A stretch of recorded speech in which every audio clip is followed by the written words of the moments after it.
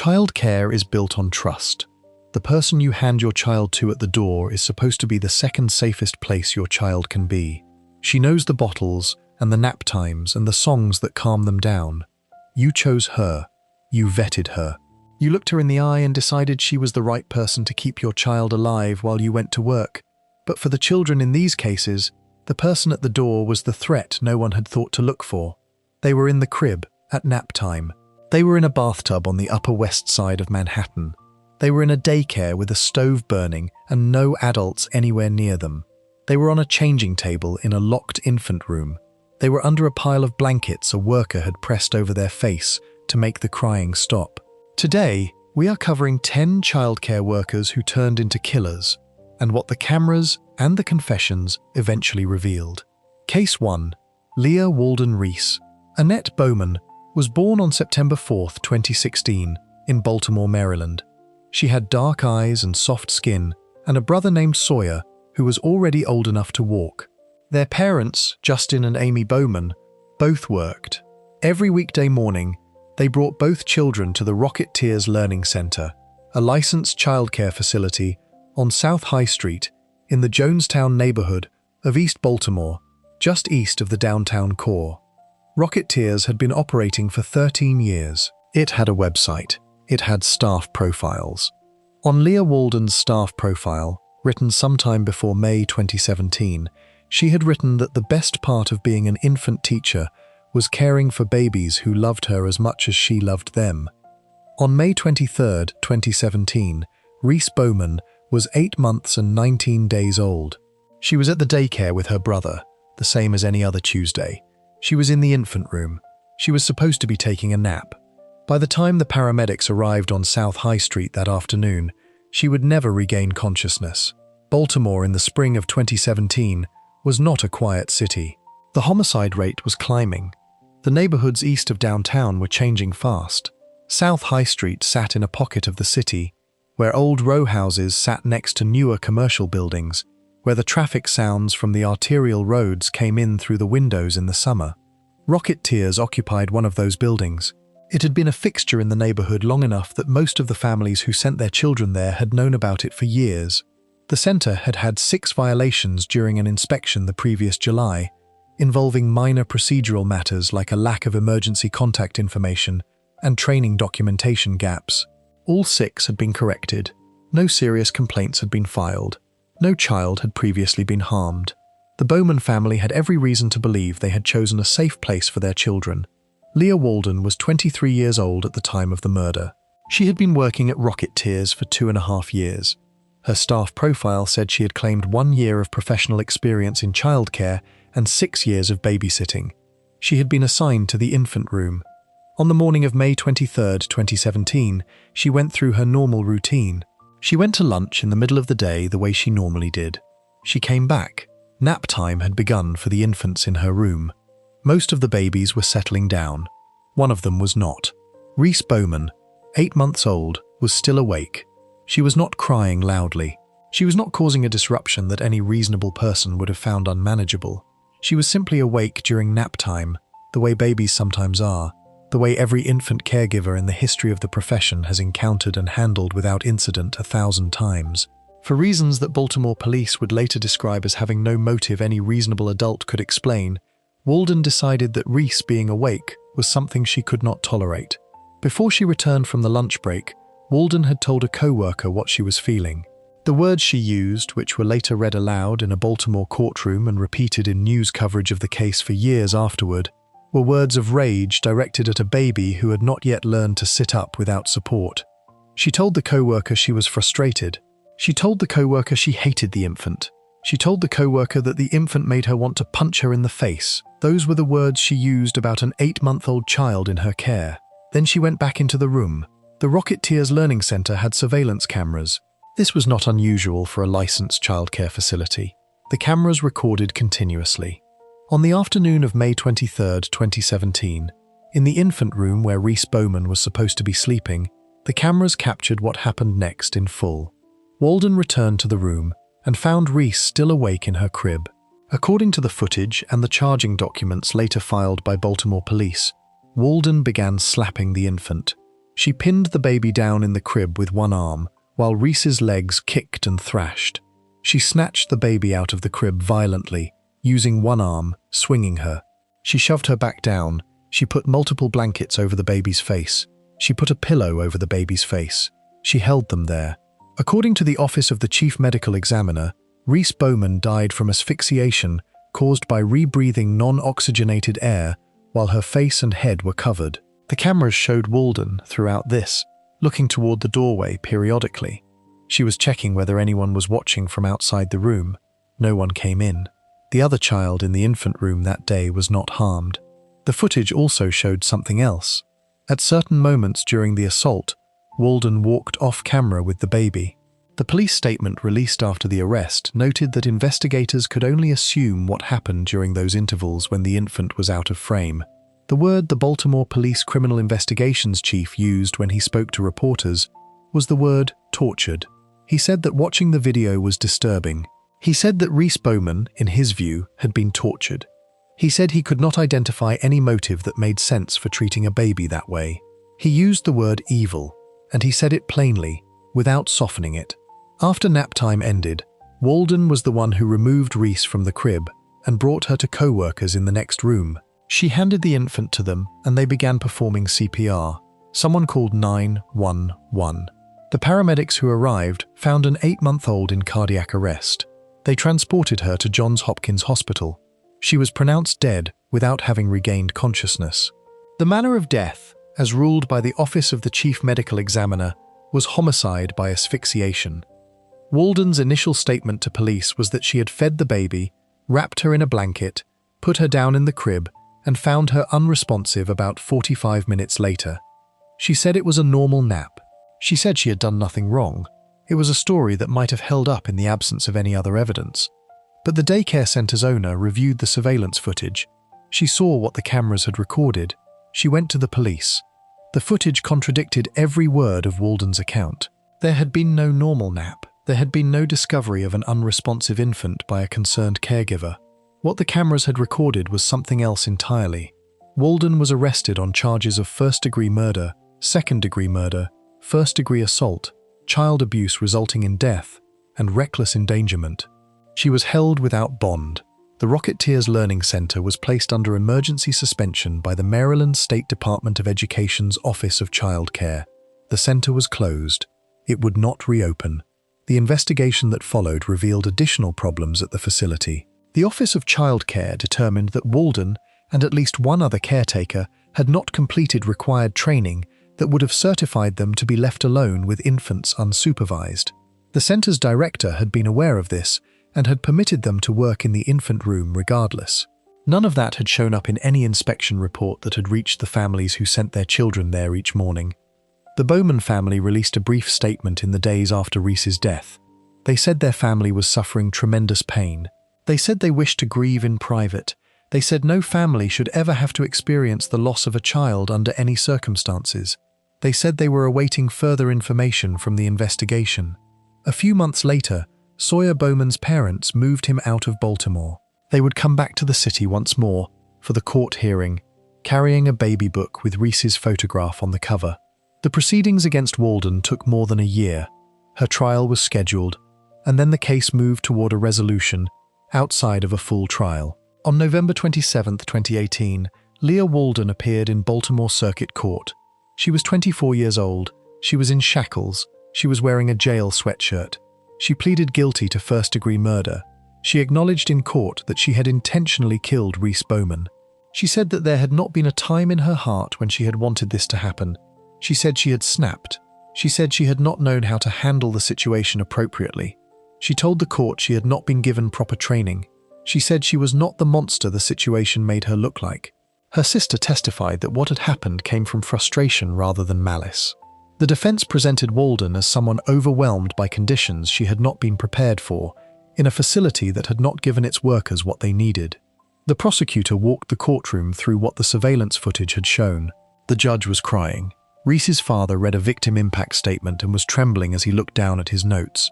He walked out of the courtroom at one point, when the details of what had happened to his daughter were being read aloud. He came back and read the statement anyway. Judge Althea Handy of the Baltimore Circuit Court sentenced Leah Walden to 70 years in prison. The technical structure of the sentence was life, with all but 70 years suspended, plus 5 years of probation upon release. Walden will be eligible for parole at the age of 59. The daycare on South High Street stayed closed. The website was taken down. The staff profile that had said the best part of being an infant teacher was caring for babies who love you as much as you love them was gone. Justin and Amy Bowman built the Mattie Eapen Foundation in memory of their daughter Reese. They have spoken about the need for better oversight of childcare facilities, about the gap between what a license requires and what a license actually guarantees. Sawyer Bowman grew up outside of Baltimore, in a different city, without his sister. Reese Annette Bowman was born on September 4, 2016. She died on May 23, 2017. She was 8 months and 19 days old. She had been in the care of a person her parents had trusted. She had been awake during nap time. No child in the history of childcare should have died for that. Before we move on, if you're enjoying this analysis, please consider subscribing. It helps the channel tremendously. The next case moves north and west to a suburb of Minneapolis, Minnesota, where an 18-year-old daycare worker named Thea Russell had been on the job for just 3 weeks when the first infant in her care stopped breathing. Investigators would eventually discover she had been suffocating children in the infant room on 28 separate days. The last child she harmed was 11-month-old Harvey Mucklebust, who was 5 days away from his first birthday. Case 2. Thea Russell Savage is a small city in Scott County, Minnesota, about 20 miles southwest of Minneapolis. It sits along the Minnesota River in the kind of outer suburb that developed in the 1980s and 1990s, built for families who wanted a yard and a quieter street and a reasonable drive into the city for work. The houses there are newer, the streets are wide. There are parks with good equipment and sidewalks that run all the way through the neighborhoods without interruption. It is the kind of place where people move when they have children. In September 2025, one of the childcare facilities serving those families was a home daycare called Rocking Horse Ranch, licensed by the Minnesota Department of Children, Youth and Families, operating out of a residence on Louisiana Avenue South. Parents in the area had trusted it with their infants. Harvey Jean Mucklebust was one of those infants. Harvey was born on September 27, 2024. His parents were Catherine and Hunter Mucklebust, a young couple in Savage with an older son named Declan. Harvey had, by every description his family gave to reporters in the months after his death, been a child whose personality was already fully formed at less than a year old. His grandmother Julie later described him at a public press conference in words that the coverage of his case would repeat many times. She said that from the moment Harvey was born, he filled their world with sunshine. She said his passion for playing and his infectious laugh and his loving heart put a smile on everybody's face. She said that in those final weeks of his life, he had been on the move in the way 11-month-olds are on the move, crawling and climbing the stairs and sliding back down, beginning to learn how to say mama and dada. He had a favorite thing, according to the fundraiser his family's friends organized, being surrounded by his family. He loved the dinner table, where he got incredibly messy eating pizza. He loved snuggling on the couch as he drifted to sleep. He loved wrestling with his older brother Declan. He loved the family's 2 dogs. Harvey Jean Mucklebust was 5 days away from his first birthday on the morning of September 22, 2025. His family would never celebrate it with him. The Rocking Horse Ranch daycare had a license. It had a listed facility. It had staff whose job was to look after the youngest children in the community while their parents worked. State licensing records from inspection visits conducted earlier that year showed 11 violations, all of which had been corrected to the satisfaction of regulators. The facility's website stated that all members of its staff met or exceeded job qualification requirements as set by the Minnesota Department of Human Services. In the summer of 2025, a new employee had joined the staff. Her name was Thea Laudemia Russell. She was born on February 3, 2007, which meant she was 18 years old when she began working at Rocking Horse Ranch. She had been employed there for approximately 3 weeks before the morning of September 22, 2025. She had been assigned to work with the facility's youngest children. The investigation that would eventually piece together what happened inside that daycare over the late summer and early fall of 2025 would take 3 months. What investigators found, when they finally assembled the full picture, was that the first child harmed by Russell had been harmed before Harvey died. She was an infant girl, identified in court documents only by her initials, born in April 2025, which made her 4 or 5 months old at the time of the attacks on her. On September 19, 2025, 3 days before Harvey's death, the Savage Police Department responded to Rocking Horse Ranch after an infant was reported unresponsive. When officers arrived, the girl had already started breathing again on her own. She had blood and foam around her nose and mouth. Her parents took her to the hospital. She was assessed and released. There had been no apparent explanation for what had happened. Police noted the incident, but at that stage did not identify it as suspicious. The same child was brought back to Rocking Horse Ranch on September 22 by her parents. She had been to the hospital. She had been assessed. She had appeared, over the weekend, to be recovering normally. Her parents believed she was well enough to return. She was back in the infant room that morning. Hours later, an officer from the Savage Police Department received a high-priority dispatch call at approximately 10 in the morning. The call concerned an infant not breathing at a daycare on Louisiana Avenue South. Officer Patrick Miller arrived within seconds of receiving the call.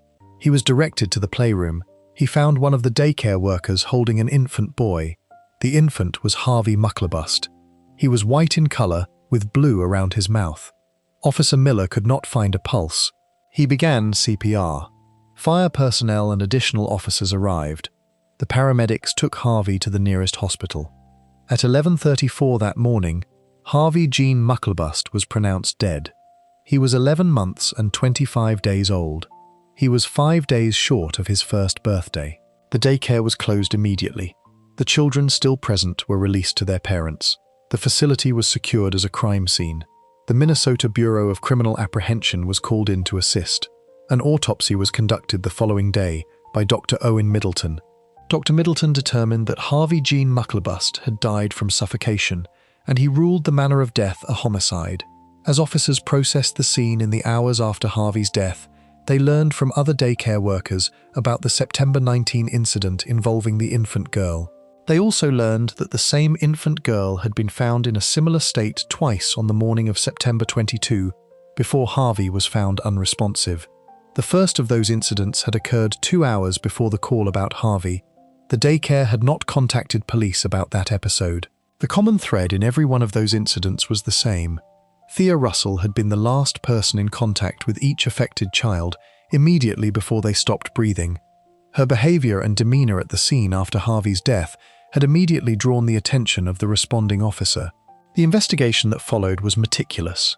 Detectives conducted dozens of interviews with daycare staff, with the parents of children at the facility, and with people from other parts of Russell's life.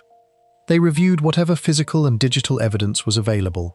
An exhaustive review of Russell's background, according to Savage Police Chief Brady Jewell's later public statement, revealed what he described as a documented history of attention-seeking behavior. He said she had a history of making nonsensical calls to 911. He said there were reports of erratic behavior toward children in other settings. He said investigators had found evidence that she had set fires at a church camp. The pattern that emerged from the 3-month investigation was one of a young person who had, across the course of her short life, repeatedly taken drastic actions in order to be the center of attention during a crisis. On January 13, 2026, Savage police officers arrested Thea Russell at approximately 9:15 in the morning as she was leaving her home. She was brought to the Savage Police Department for questioning. During that interview, she made admissions about all 3 incidents involving the children at Rocking Horse Ranch. When she was asked about Harvey, she told investigators that he had been crying in his crib. She told them she had choked him and he had stopped breathing. When investigators asked her to clarify what she meant by choked, she told them she had put her fingers down his throat. When investigators then asked her about the infant girl, the incidents on September 19 and September 22, she admitted to having done something similar to that child on both occasions. She said she had gotten scared when the girl turned purple. She had stopped. The girl had survived. Russell was held at the Scott County Jail. Savage Police Chief Jewell held a press conference the following day. The Savage mayor attended. The Scott County attorney attended. Members of Harvey's family attended. Jewell was direct. He told the reporters present that his department had probable cause to believe Thea Russell had intentionally suffocated the children on 3 separate occasions to seek attention. He said that her confessions started with Harvey and that she confessed to the murder of Harvey Mucklebust. The Scott County attorney, Ron Hocevar, said it plainly in the statement he released. The premature and premeditated taking of a young life goes beyond tragedy and becomes a heinous crime. Harvey's grandmother, Julie, stood at a microphone at that press conference and spoke for the family. She spoke about Harvey's fingerprints on her sliding glass door. She spoke about the drool stains that were still on his crib sheets at her home. She said those were the little things she was not ready to wash away. She said that every day, in every ray of sunshine and every gentle breeze and every star in the sky, she and her family tried to remember that he was still with them. She said that every day they asked themselves why it had to be him. She said that every day they lived with the pain of what had happened to him. She said that every day they would say his name, and every day they would continue to fight for him, and in the end, they would make sure that justice had been served. Russell was initially charged with second-degree murder and first- and third-degree assault. She was held on $3.5 million in bail. As the case progressed through the Scott County courts, a grand jury was convened. On April 8, 2026, the grand jury handed down an indictment that significantly upgraded the charges. Russell, who had turned 19 by the time of the indictment, was charged with premeditated first-degree murder while committing child abuse with a past pattern of child abuse, and 2 counts of first-degree assault causing great bodily harm. In Minnesota, first-degree murder carries a mandatory sentence of life in prison. Scott County Attorney Hocevar described the case as among the most serious his office had ever prosecuted. The charges were unsealed in the courtroom of Judge Christian Wilton at the Scott County Justice Center in Shakopee. Russell's next court appearance was scheduled for May 22, 2026. The case has not yet gone to trial as of the time of this writing. The death of Harvey Mucklebust set off a legislative response in Minnesota. His parents, Catherine and Hunter, stood at the state capitol in St. Paul in March 2026, alongside State Representative Nolan West, who had introduced a bill that was quickly named Harvey's Law. Catherine Mucklebust spoke into the microphones and told the assembled lawmakers and reporters that their son Harvey Gene Mucklebust had been 5 days short of his first birthday when he was murdered at daycare, and that his death had been completely avoidable if cameras had been installed in the infant room. She said that if cameras had existed, the truth would have been revealed after the first attempted murder on the infant girl. She said the employee could have been identified and removed and would not have had the opportunity to harm anyone else. Harvey's Law, as introduced, would require any childcare center receiving state funding to install surveillance cameras in all infant and toddler rooms and retain footage for at least 28 days. The bill encountered legislative obstacles and had not passed as of the time of this writing. Harvey's parents have not stopped speaking publicly about their son. They have said that the daycare where he died had no cameras. They have said that the absence of cameras meant there was no recording of what happened to him. They have said that every day they live inside a question that does not have an answer they can fully hold. Their older son, Declan, lost his little brother. His parents are raising him in a house that still has reminders of Harvey in it. His grandmother still has the fingerprints on the sliding glass door. The drool stains are still on the crib sheets. Harvey Gene Mucklebust would have been 1 year old on September 27, 2025. He did not make it to that day. He was 5 days away. Before we move on, if you're enjoying this analysis, please consider subscribing. It helps the channel tremendously. The next case moves south and east to the suburbs of Chicago, Illinois, where a 22-year-old daycare worker named Melissa Kalasinski was working as a teacher's assistant at a facility called Miney Subi in the affluent suburb of Lincolnshire. On January 14, 2009, 16-month-old Benjamin Kingan was found unresponsive in her care. What followed was one of the most contested criminal cases in the history of Illinois childcare law, one that is not settled to this day. Case 3. Melissa Kalasinski, Lincolnshire, is the kind of place that does not appear on most maps of Illinois unless you are looking for it. It sits in Lake County, about 30 miles north of Chicago, tucked between Deerfield and Buffalo Grove, the kind of affluent suburb where the houses have 3-car garages and the school districts are rated well above average, and the parents who send their children to daycare are typically professionals who can afford good care. The Miney Subi in the Park Daycare Center operated in that community for years. It was a licensed facility, the kind of place where families from Deerfield and Lincolnshire and the surrounding towns trusted their children on weekday mornings. Benjamin Kingan was one of those children. He was a 16-month-old boy from Deerfield.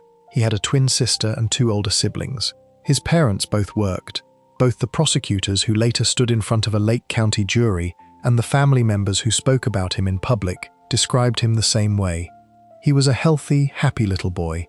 He had a family who loved him. He had been fine when he was dropped off at Miney Subi on the morning of January 14, 2009. By the afternoon of that same day, he was dead. Melissa Kalasinski was 22 years old at the time. She had grown up in Carpentersville, Illinois, a working-class town southwest of Lincolnshire. She was the youngest of 5 children. Her parents, Paul and Cheryl, were ordinary people who described their daughter as someone who had never gotten into trouble, who had sometimes struggled to express herself and to understand others, who had been teased at school as a child, and who had, as she got older, found her purpose in being around children. Her sister Crystal was also employed at Miney Subi. When the opportunity had come up to work there together, Melissa had taken it. She was a teacher's assistant. She had been working at the facility for some time by January 2009. On the afternoon of January 14th, Melissa was in a classroom with Benjamin Kingan and other children. The other adult who had been working with her had stepped out of the room briefly.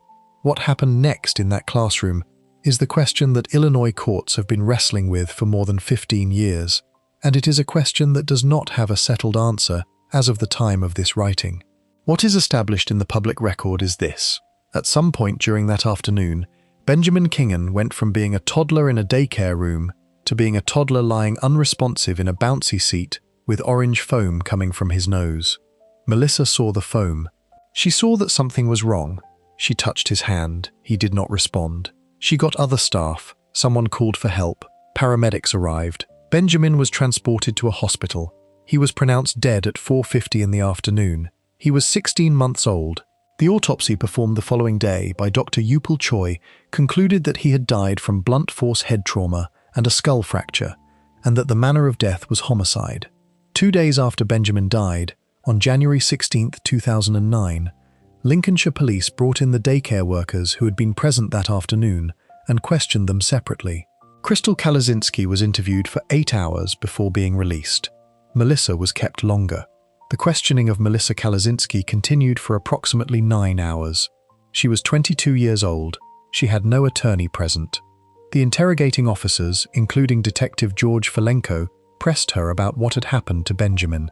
She told them repeatedly that she had not done anything. The recording of the interrogation shows the investigators telling her they are not going anywhere until they get the facts. After 9 hours, Melissa Kalasinski's story changed. She told the investigators that she had thrown Benjamin to the ground. In a videotaped portion of the interrogation, she was handed a doll and demonstrated the action.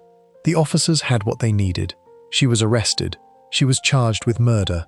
On the way to the police vehicle after her arrest, she told the officer escorting her that she was innocent. She would repeat that statement for the rest of the proceedings. She told anyone who would listen that the only reason she had confessed was that she had believed, in her exhausted and frightened state after 9 hours of questioning, that telling the investigators what they wanted to hear was the only way to be allowed to go home. She told the CBS program that covered her case extensively that she had not been thinking about the consequences. She told the interviewer that all she could think about was going home. The trial began in November 2011. Melissa was 25 by then. The prosecution's case rested on 2 pillars.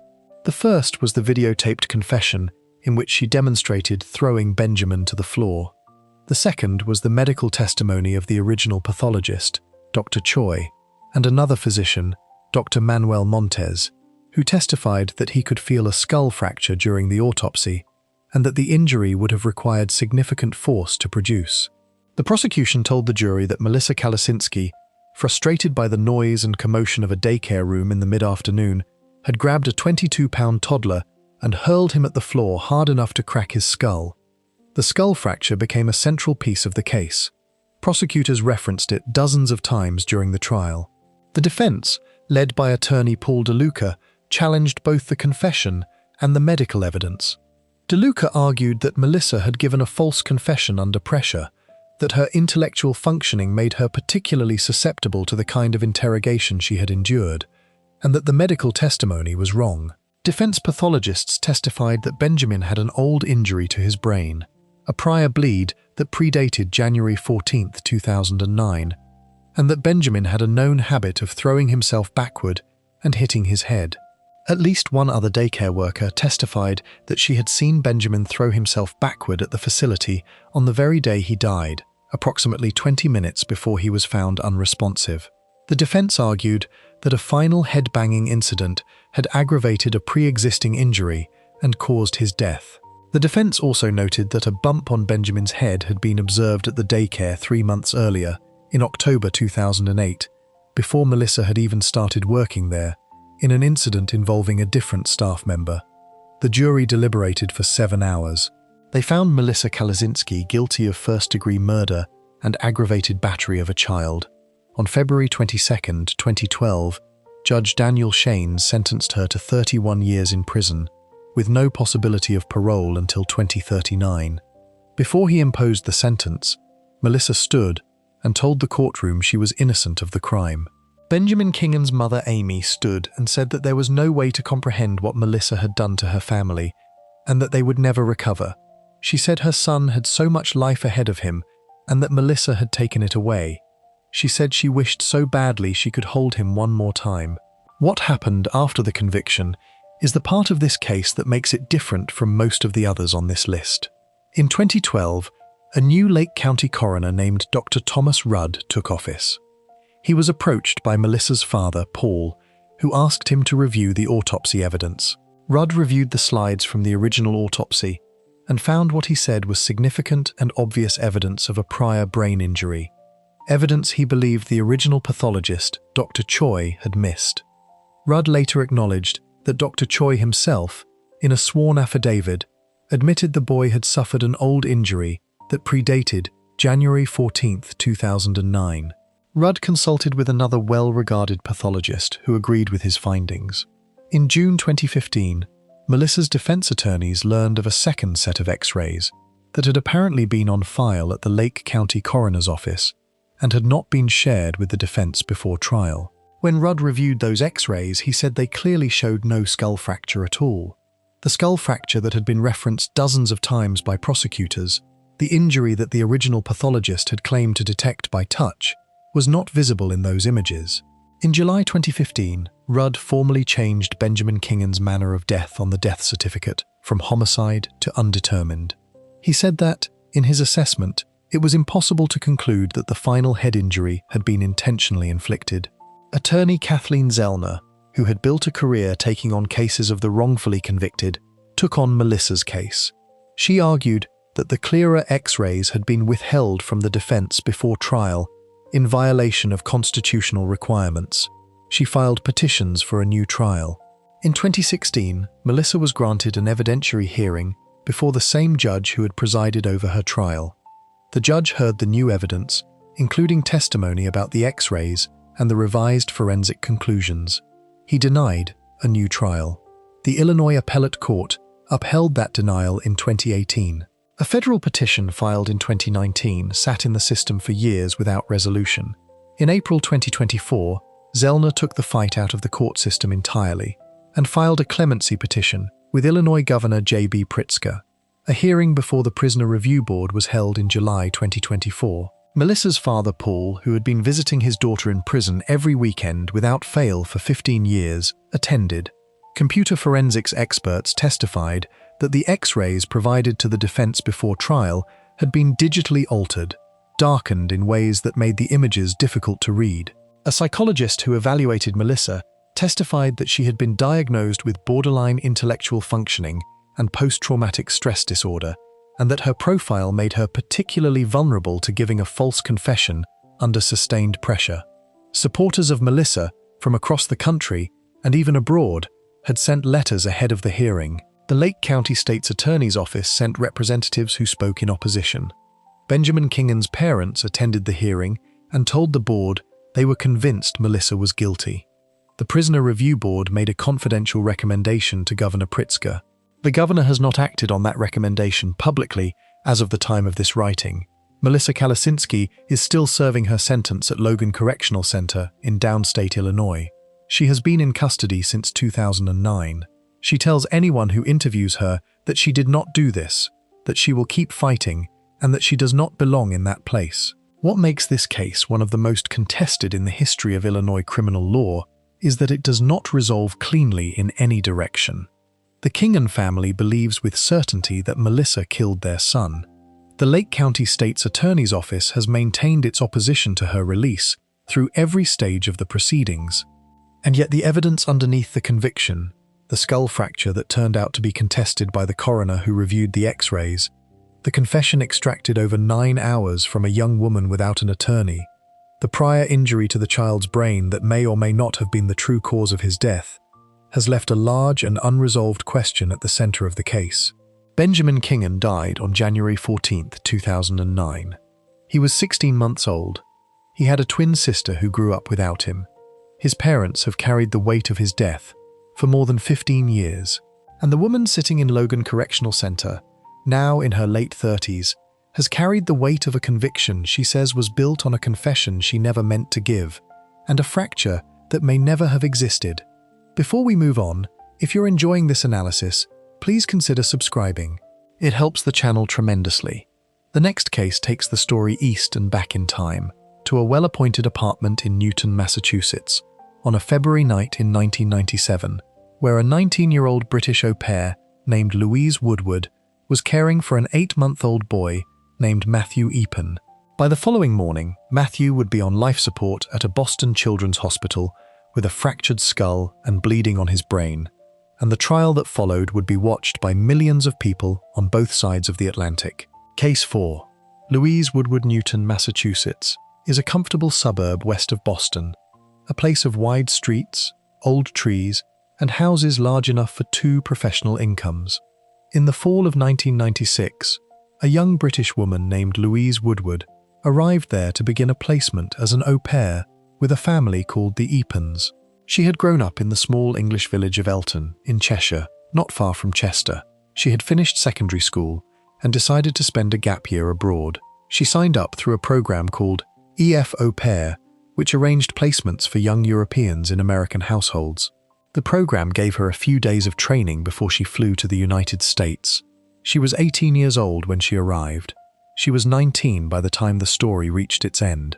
Sunil and Deborah Eapen were both physicians. Sunil was an ophthalmologist. Deborah was also trained as a doctor and worked 3 days a week. They had 2 sons. The older boy was a 2-year-old named Brendan. The younger one was a baby named Matthew, known to his family as Matty. Matthew Eapen had been born in May 1996. He was 8 months old in the winter of 1997. He had the round face and wide eyes of a baby his age. He had parents who, by every account from the people who knew them, were devoted to their children in the way that busy professional parents work hard to be.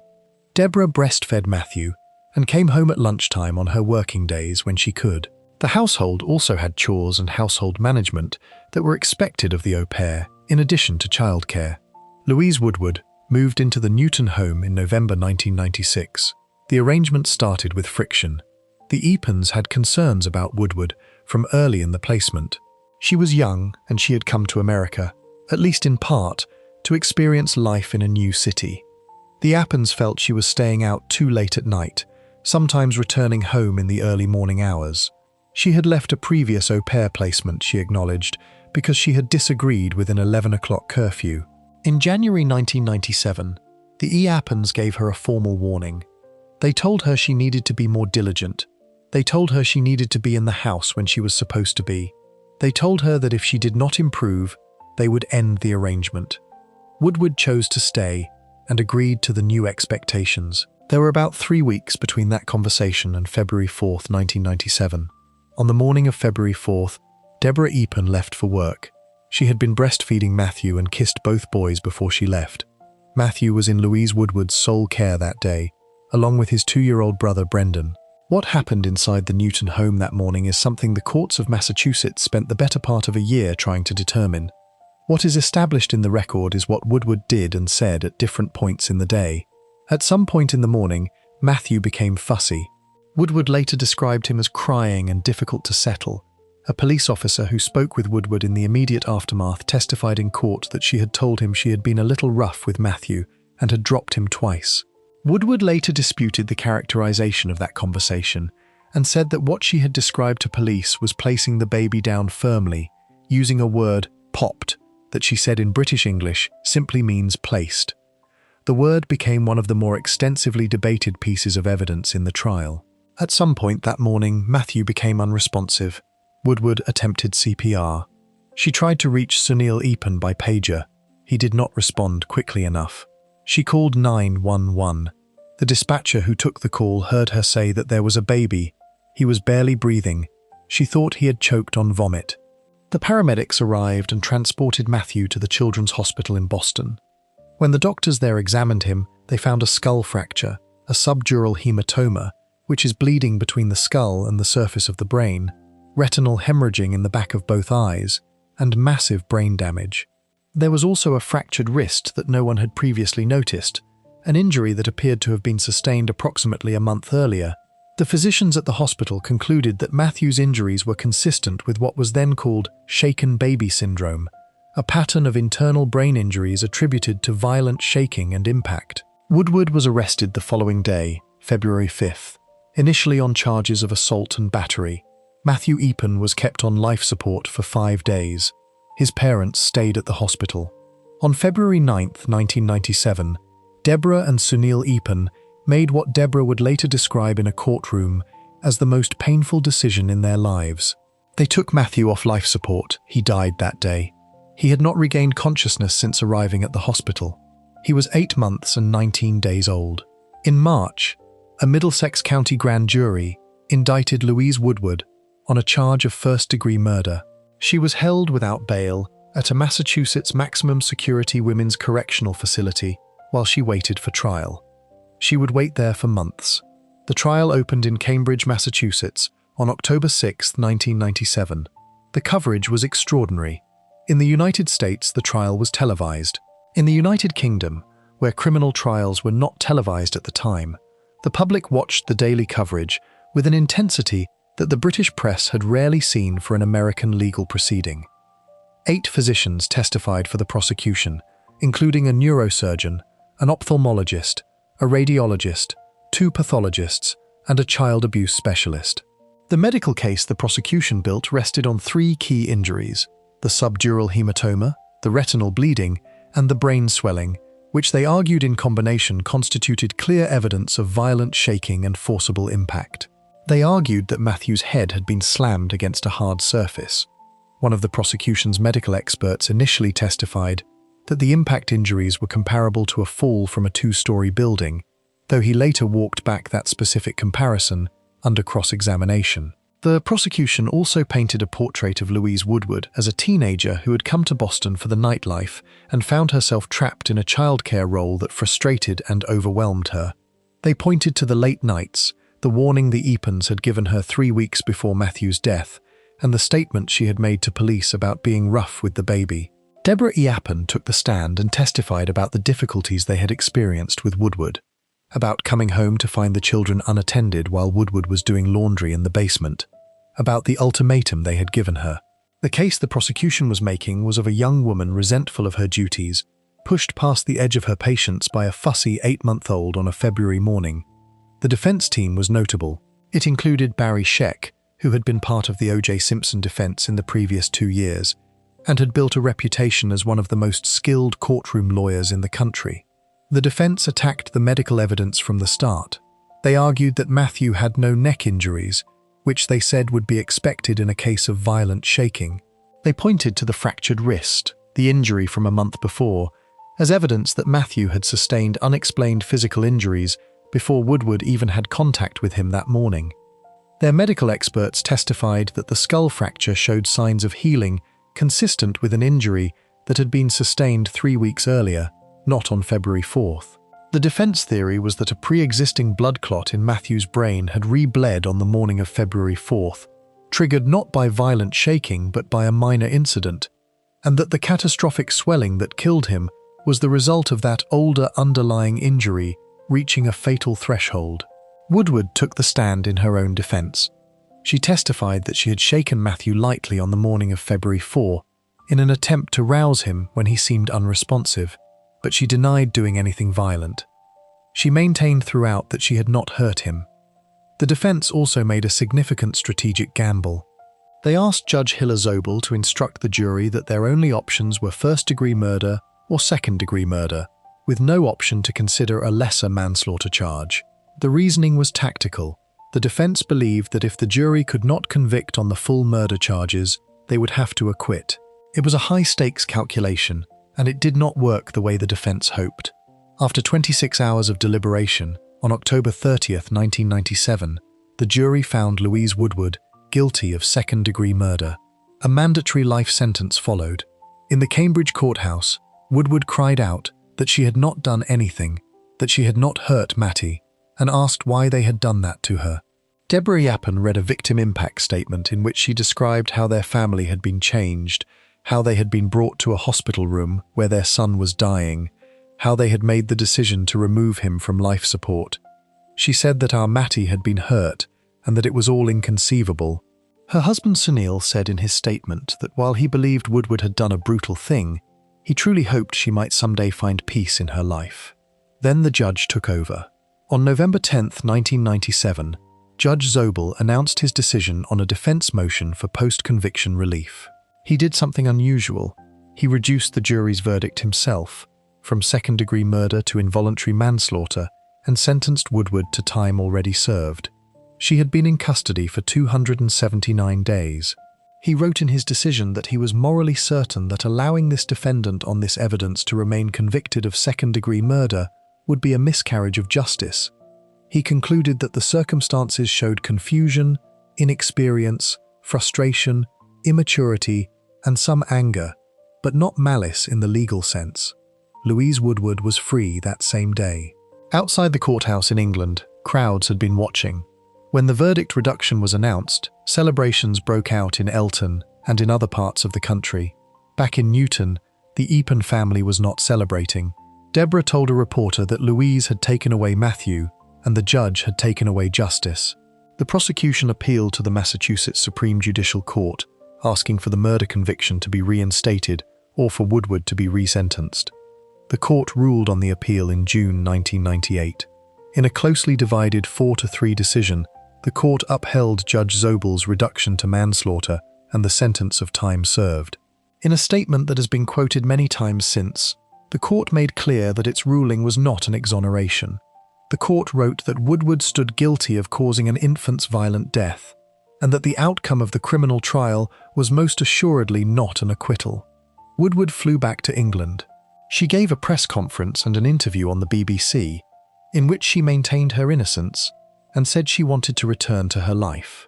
She and the Eapen family reached a settlement in a civil wrongful death lawsuit in 1999, under terms that barred her from profiting financially from her connection to the case.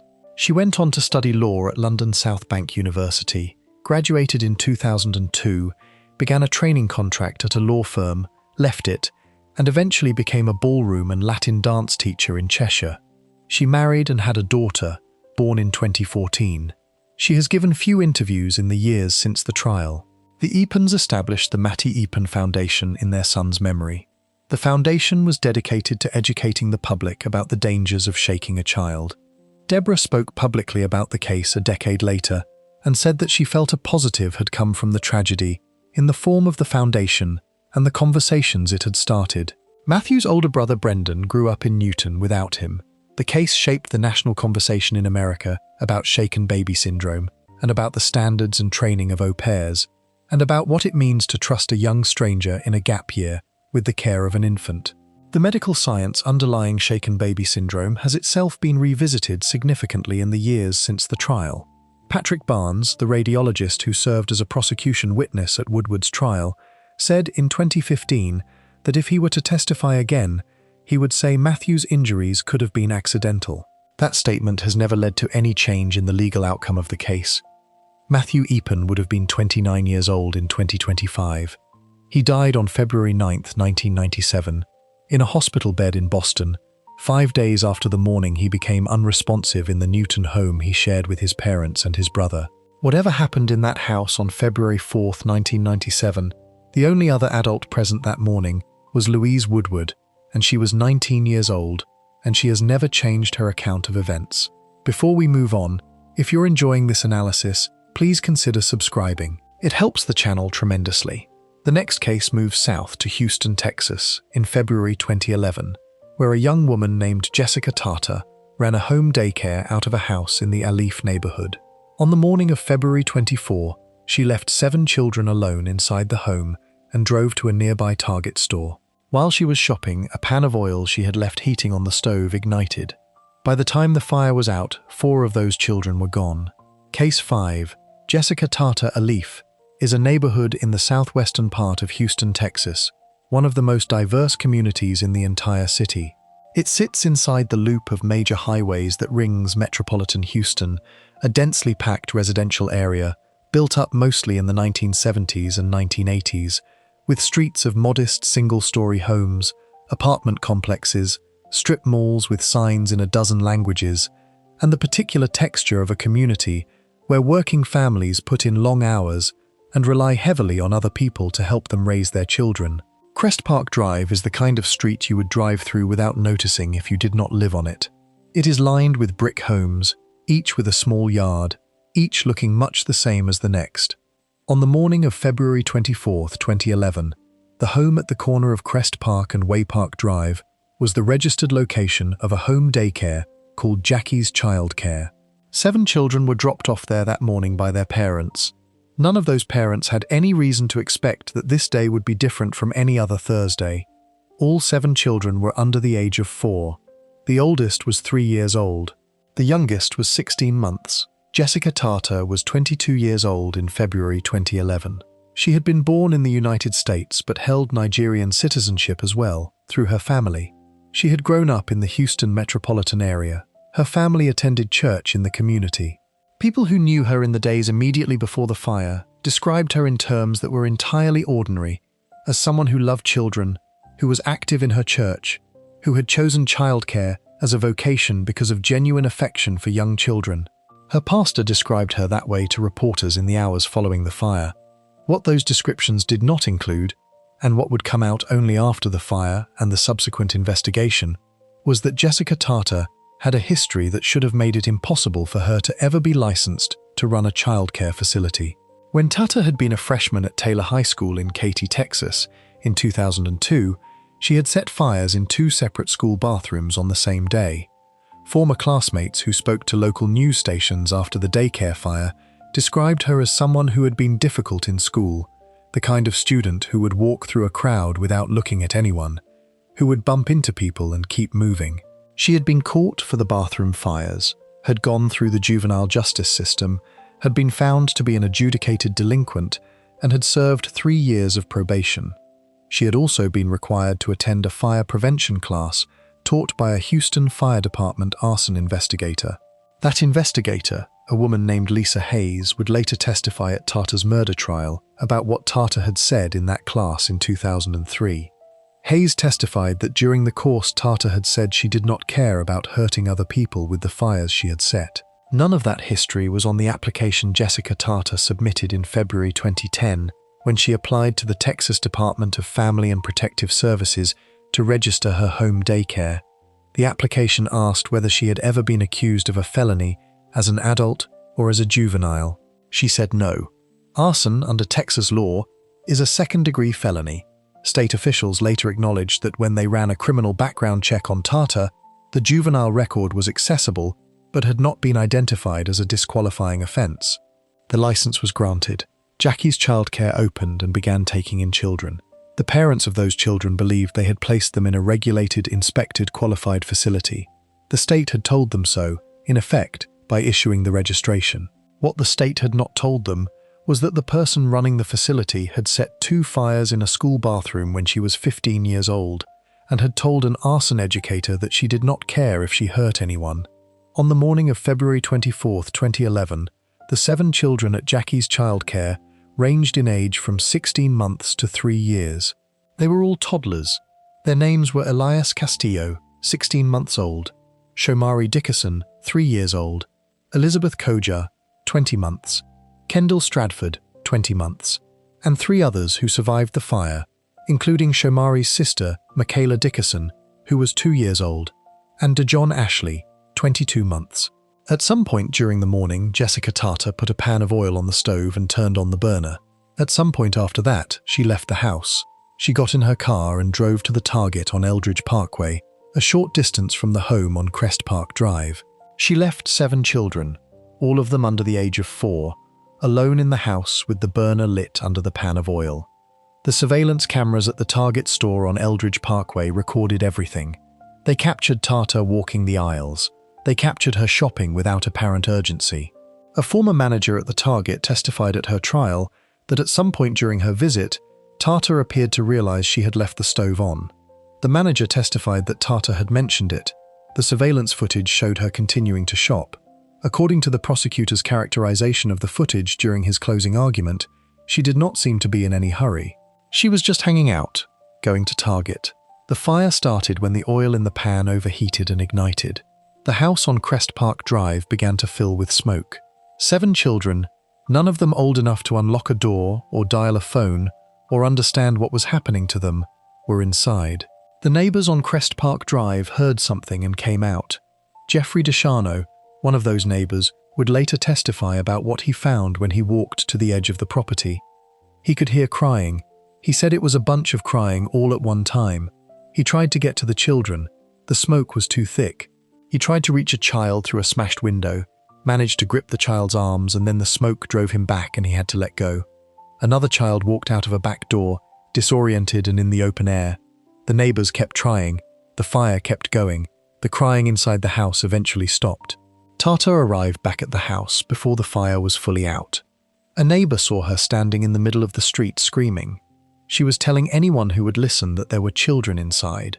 She wrapped a piece of cloth around her arm and broke out a side window and tried to reach the children herself. She could not get to them. By the time the fire department arrived on Crest Park Drive, 4 of the 7 children were beyond saving. Elias Castillo, 16 months old, was gone. Shomari Dickerson, 3 years old, was gone. Elizabeth Koja, 20 months, was gone. Kendall Stradford, 20 months, was gone. 3 other children, including Michaela Dickerson and DeJohn Ashley, were pulled out alive but with severe burns. Michaela had burns on 15% of her body. DeJohn had burns on 22% of his body. Both children would require multiple surgeries in the years that followed. Michaela Dickerson had, by the time of the 15th anniversary coverage in 2026, undergone 13 surgeries and was expected to need 8 more as she continued to grow. Tata placed a 911 call from outside the burning house. The call was played for the jury at her trial. Jurors heard her screaming into the phone that children were dying, that she could not see anything, that she could not get to them, that her babies were there and she was there, and the children were burning. The call ended. The children's families were in the courtroom when the call was played. The mother of Elias Castillo was inconsolable. When the call ended, most of the families left the room. 2 days after the fire, Jessica Tata boarded a Delta flight in Dallas and flew to Lagos, Nigeria. She had not been formally charged with a crime at the time she left the country. Within days, the investigation had moved fast enough that the charges were coming. She became one of the United States Marshal's 15 most wanted fugitives. Law enforcement traced her through family contacts in Nigeria. Interpol agents, working with agents from the United States Department of State Diplomatic Security Service, located her in Port Harcourt, Nigeria, at the home of a friend. Nigerian authorities surrounded the residence and detained her. An airline ticket had been found at her father's property. Her father had eventually acknowledged that she was in Nigeria, and investigators had tracked the thread from there. She was returned to the United States in March 2011 and has been in custody ever since. The charges against her included 4 counts of felony murder for the deaths of the 4 children, 3 counts of abandoning a child, and 2 counts of reckless injury to a child for the 3 who survived with burns. Under Texas law, felony murder does not require the prosecution to prove intent to kill. It requires only proof that the defendant committed a felony and that deaths resulted from those actions. The underlying felony in Tata's case was the abandonment of the children in her care, a felony under Texas law. The prosecution did not need to prove that she had wanted those children to die. They needed to prove that she had left them alone, that the fire had started because of conditions she had created, and that 4 children had died as a result. The trial began in late October 2012. Prosecutors called approximately 30 witnesses over 2 weeks. Neighbors testified about the crying they had heard from inside the house. Parents of the children who died testified about what they had trusted Tata with, about how qualified they had believed she was, about why they had chosen Jackie's childcare. The surveillance footage from the target on Eldridge Parkway was shown to the jury. Evidence was presented about the arson history from high school, including the testimony of Lisa Hayes about what Tata had said in the 2003 fire prevention class. The defense argued that the fire might have been caused by faulty kitchen equipment rather than the oil pan, and that Tata had not intended to cause any harm. The defense attorney asked the jury in closing not to give her an excessive sentence. The jury convicted her on 1 count of felony murder in the death of Elias Castillo, the 16-month-old, on November 13, 2012. The punishment phase followed the guilt verdict. The jury heard about the arson at Taylor High School. They heard about the burned photographs of the 2 surviving children, about the surgeries those children had already endured and the surgeries still ahead. They deliberated on a sentence. On November 20, 2012, Jessica Tata was sentenced to 80 years in prison, plus a $10,000 fine. She was 24 years old. Under the terms of the sentence, she would not be eligible for parole until she had served 30 years, which means she will not come before a parole board until 2041. The remaining 8 charges against her, the 3 additional felony murder counts for the other children who died, and the abandonment and injury charges for the survivors, were dismissed by a judge so that Tata could begin serving her sentence. The prosecution retained the right to refile those charges at a later time. As of the 15th anniversary of the fire in February 2026, those charges had not been refiled. Jessica Tata remains incarcerated at Mountain View, a Texas correctional facility for women, where she has been since 2011. The home on Crest Park Drive no longer stands as it did. The neighborhood of Alif has continued to change around it. The fire prompted renewed scrutiny in Texas of the oversight of home-based childcare operations, of what background checks actually catch, and of whether the state's minimum requirements for registered childcare homes, which at the time did not require fire department inspection for 1-story homes, were adequate to protect the children placed inside them. Those questions were asked in 2011, and they have been asked again at every anniversary since. The 4 children who died on Crest Park Drive that February afternoon were 16 months old, 20 months old, 20 months old, and 3 years old. None of them knew why the house was filling with smoke. None of them could get themselves out. Before we move on, if you're enjoying this analysis, please consider subscribing. It helps the channel tremendously. The next case takes the story north and east to suburban Maryland, where a woman named Renee Bowman had adopted 3 young girls through the District of Columbia foster care system and then spent years collecting the child subsidy payments meant for their care. 2 of those girls, Jasmine and Minute, were dead before any of the neighbors around her ever realized they were gone.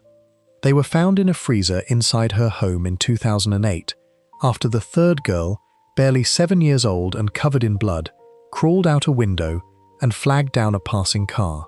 Case 6. Renee Bowman. On the evening of September 26, 2008, in the small Calvert County community of Lusby, Maryland, a 7-year-old girl climbed out of a 2nd-story window and ran. She was wearing only a t-shirt stained with excrement. She had open sores and lesions on her buttocks and lower thighs. She had marks on her neck consistent with a cord or rope. She had bruises on her hands and across her lips, and part of her lower lip was missing, torn away by the abuse she had endured.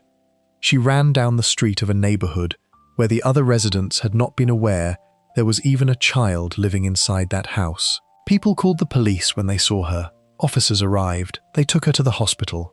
The girl told them she had jumped out the window because she believed her adoptive mother was going to kill her. She told them she was afraid. She told the officers where she lived, and she told them what had been happening inside the house.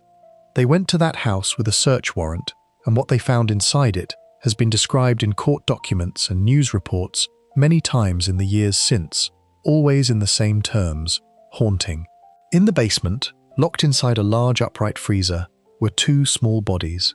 They were the bodies of the girl's older sisters, Jasmine and Minute. They had been in that freezer for months, possibly longer. Their adoptive mother's name was Renee Bowman. She was 43 years old. She had been receiving a total of $2,400 a month in childcare subsidies from the District of Columbia for all three girls, including the two who had been dead and frozen for at least part of that time. Renee Bowman was not a stranger to the system that had given her those children. She had a history that, in the years after the crimes became public, prompted a long series of questions about how any of it had been allowed to happen. She had filed for bankruptcy in 2001. She had been convicted of a misdemeanor in 1999 after threatening bodily harm to a 72-year-old man in the district. She had, by all accounts, a difficult personal history that included financial instability and a turbulent personal life. None of that had prevented the District of Columbia's child welfare system from placing children in her care. Minute was the first child Bowman had adopted. She came into Bowman's care in 2001 as a foster placement. Minute's biological mother had delivered her in 1997 and left the hospital without ever having held her newborn daughter. Minute's mother had 5 other children, struggled with mental illness for years, and was eventually placed in a mental health facility. The District of Columbia's child welfare system had found Minute and placed her in foster care, and eventually Renee Bowman had become her foster mother. The adoption was finalized. Jasmine and the youngest girl, who were biological sisters to each other but not to Minute, came into Bowman's care through a similar path. Their mother had been removed from their grandmother's home by social workers in 2001. Both girls had spent time at an infant and maternity home before being placed with Bowman as a foster parent. Their adoption was finalized in 2004. After that, Renee Bowman was the legal parent of all 3 children. The District of Columbia paid her subsidies that were designed to support the adoption of children with special needs. The payments were meant to help offset the costs of raising children who might require additional care. Bowman had been receiving those payments for years before the bodies were found. Minute had briefly been enrolled in preschool early in her time with Bowman. A staff member at the school began to suspect neglect. The records from that period show that the concern was noted.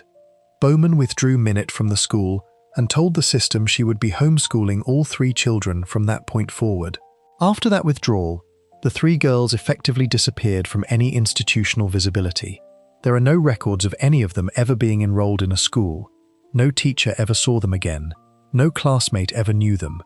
The oldest girl was Minute, who would have been 11 when her body was found. Jasmine was 9.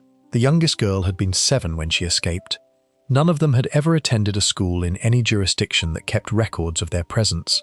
The boyfriend Bowman had at the time, a man named Joe Dickerson, later told investigators that Minute had disappeared from the household in May 2006.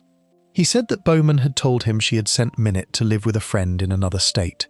He accepted this explanation. Jasmine disappeared from the household in June 2006, by Dickerson's later account. Bowman gave him the same explanation.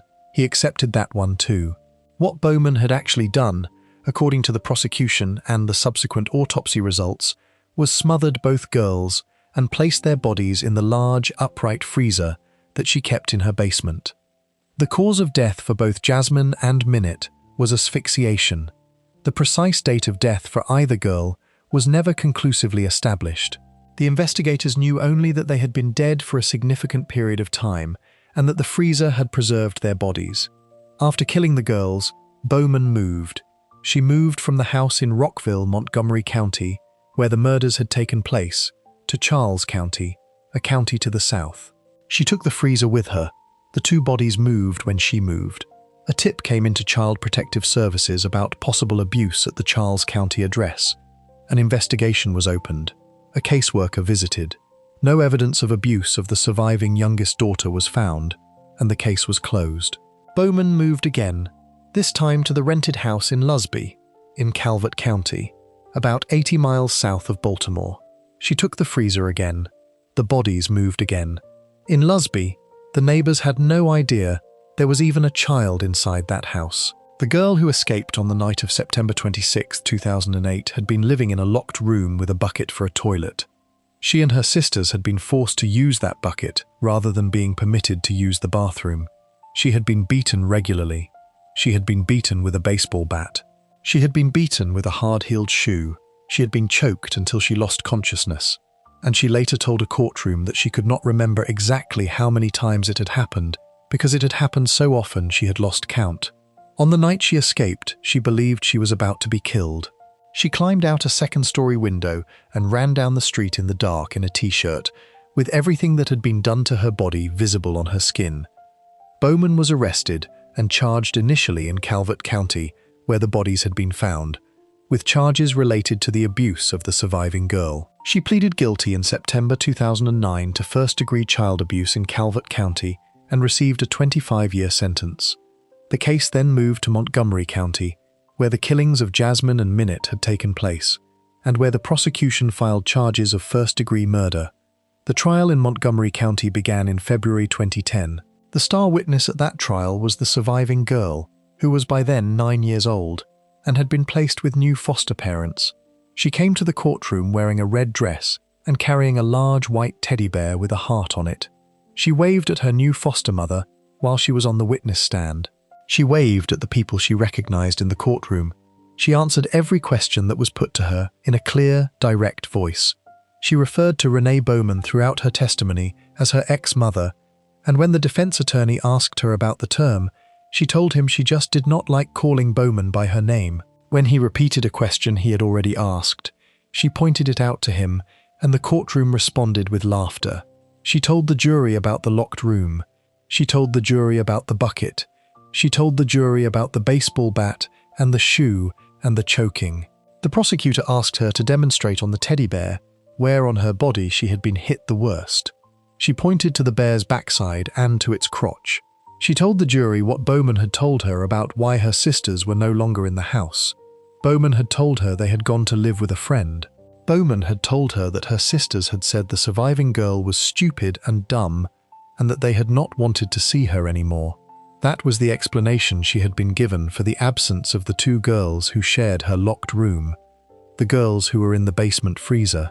A former cellmate of Bowman's testified at the trial that Bowman had told her she had smothered Jasmine and Minette. The defense did not contest the abuse. The defense attorney told the jury in closing argument that he was not going to insult their intelligence by claiming Bowman had not hurt those children. What the defense contested was the question of premeditation, arguing that the prosecution had not proven Bowman had planned to kill the girls rather than that the deaths had resulted from the chronic abuse rather than a deliberate act of murder. The jury deliberated for 2 hours and came back with guilty verdicts on 2 counts of first-degree murder and 3 counts of first-degree child abuse.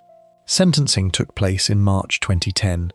Bowman stood before Montgomery County Circuit Judge Michael Algeo and told him in a flat, even voice that she was very sorry for the abuse of the girls and that it haunted her every day. She said those words without displaying any visible emotion, the same way she had sat through the entire trial. Judge Algeo gave her the maximum sentence available under Maryland law. The maximum, because the death penalty was not available for her crimes under Maryland statute, was 2 consecutive life terms plus 75 additional years for the child abuse counts. Before he imposed the sentence, Algeo told Bowman what the courtroom record preserves verbatim. He told her that she had sentenced those 2 young innocent children in the dawn of their lives to a death chamber, and that for her, that option was not available. The Montgomery County State's Attorney, John McCarthy, spoke to reporters after the sentencing. He said that Renee Bowman's crime had been brutal, almost beyond human comprehension, that she had been given the opportunity as an adoptive parent to change the lives of 3 children, and that she had violated that trust in unimaginable ways. Nobody who had processed the case through its long course of proceedings disputed the accuracy of that description. What had happened inside those locked rooms, across those years of moves from Rockville to Charles County to Lusby, while the subsidies kept arriving from the District of Columbia and the bodies stayed in the freezer and the one surviving girl endured alone, had no benign interpretation and required no embellishment. The case opened a public reckoning about the District of Columbia adoption subsidy system and about what oversight existed for children after an adoption was finalized. Bowman had been receiving $2,400 a month for 3 children for years.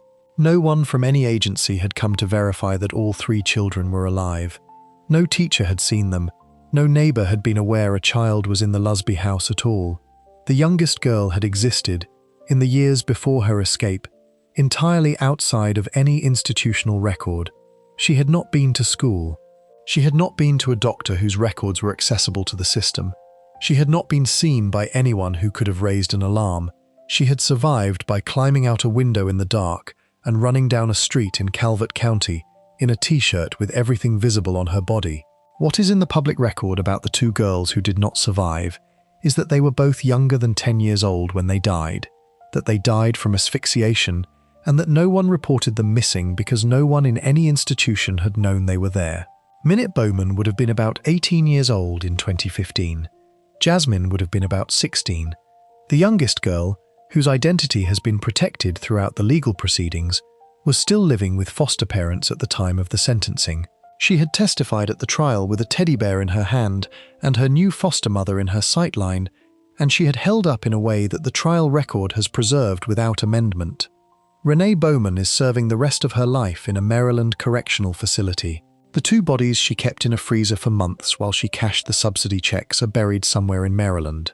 The system that wrote those checks did not ask where the children were until after a 7-year-old climbed out a window and ran down a street in Lusby. Before we move on, if you're enjoying this analysis, please consider subscribing. It helps the channel tremendously.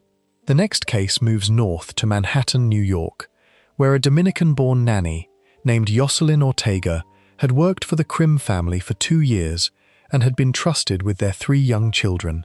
On the afternoon of October 25, 2012, Marina Krim came home from a swimming lesson with her 3-year-old daughter and opened the bathroom door of her Upper West Side apartment.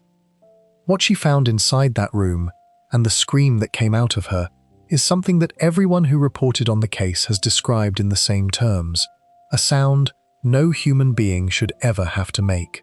Case 7. Yoselin Ortega. The La Rochelle is a 10-story pre-war building on West 76th Street on the Upper West Side of Manhattan, 2 blocks from the Museum of Natural History. It has a doorman, it has high ceilings and hardwood floors, and the kind of location that places it squarely within the most desirable residential geography in New York City. The Krim family had lived there since moving from San Francisco in 2010. Marina Krim was a former kindergarten teacher who had become a stay-at-home mother and blogger, someone who documented her children's daily lives with the particular care of a person who understood that childhood passes quickly and that photographs are the only way to hold it still. Kevin Krim was a senior digital content executive at the television network CNBC. They had 3 children. Lucia, who went by Lulu, was 6 years old. Leo was 2 years old. Nessie was 3. The apartment on the Upper West Side was, by every visible measure, a home built around those 3 children. Lulu was the oldest. She had dark eyes and a love of dance and Spanish, a language she had picked up with ease because of the family's nanny, who spoke it as her first language. She had been attending a dance class. She had the confident, curious personality of a 6-year-old who has been loved well. Leo was 2 years old and had the sturdy, round-faced energy of a toddler who has just figured out how to move through a room at speed. Marina Krim kept a family blog that captured both children in the ordinary moments of their lives in Manhattan, at the park, at the dining room table, at birthday parties. The blog, in the years after October 25, 2012, became a kind of document of what had existed before. Yoselin Ortega had been employed by the Krim family for approximately 2 years at the time of the murders. She had come to them through her sister, who was a nanny for another New York family, and through references that the prosecution would later establish had been fabricated by Ortega's family. The Krims had paid $18 an hour for her work. They had bought her plane tickets to visit her family in the Dominican Republic. On one occasion, they had traveled with her to the island so the children could spend time with Ortega's own family and practice their Spanish. The relationship, by every account from the Crims and from Ortega's own son, had been warm. Ortega's son Jesus testified at the trial that his mother had loved Lulu and Leo, that she would put Lulu on the phone with him so the little girl could practice her Spanish, and that the Crims had gifted him an iPad and given him a summer job, and that Kevin Crim, a busy man, had taken the time to talk to him about sports and his future. What the Crim family did not know about Yoselin Ortega, and what the prosecution would establish at trial had been deliberately hidden from them, was that Ortega had a history of serious mental illness that predated her employment with them by decades. She had grown up in Santiago de los Caballeros in the Dominican Republic and had, by reports from family members who spoke to journalists after her arrest, begun hearing voices and acting differently when she was around 16 years old. She had experienced what her family described as a serious mental crisis in 2008, becoming so withdrawn and uncommunicative that the family had attempted various informal remedies. Her condition had worsened in the summer of 2012 when she brought her 17-year-old son Jesus to New York. She had reportedly been forbidding him to play baseball or listen to music.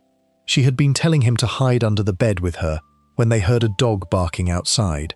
She had been deteriorating in ways that the people closest to her had observed and had not disclosed to the family that employed her. She had depression and anxiety that had been diagnosed by a mental health professional, and she had been prescribed medication that she was not taking regularly. None of this had been communicated to Marina or Kevin Crim.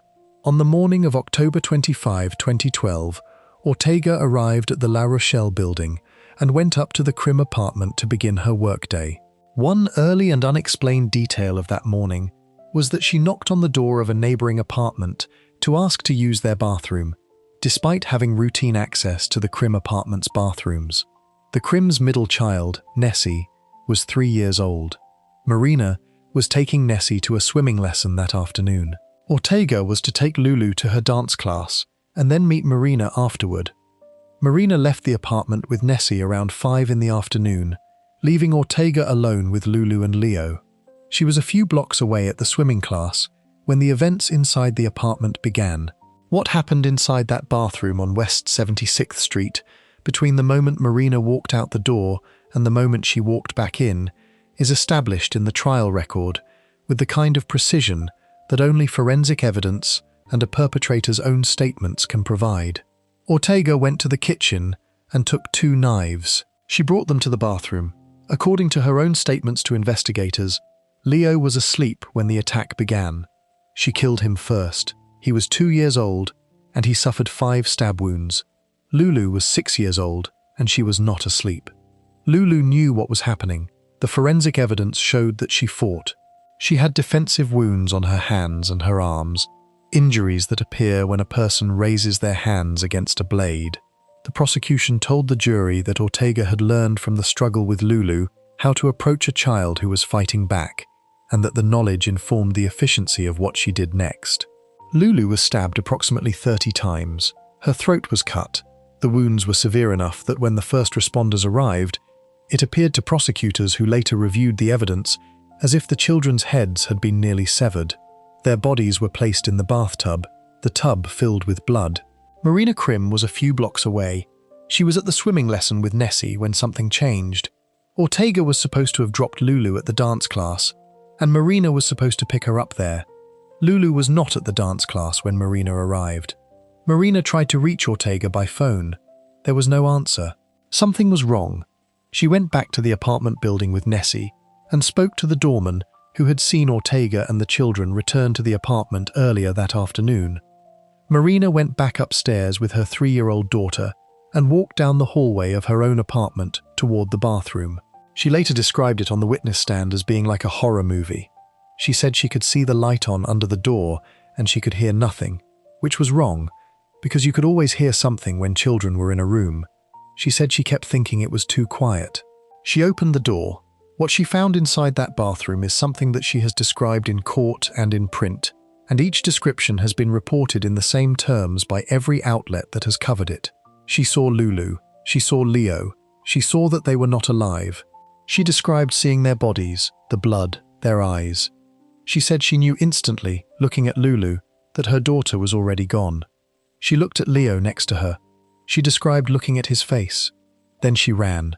She ran out of the apartment with Nessie and called for help from the hallway of the building. The scream she described on the witness stand was the kind of sound she said she had not known was possible from inside a human body.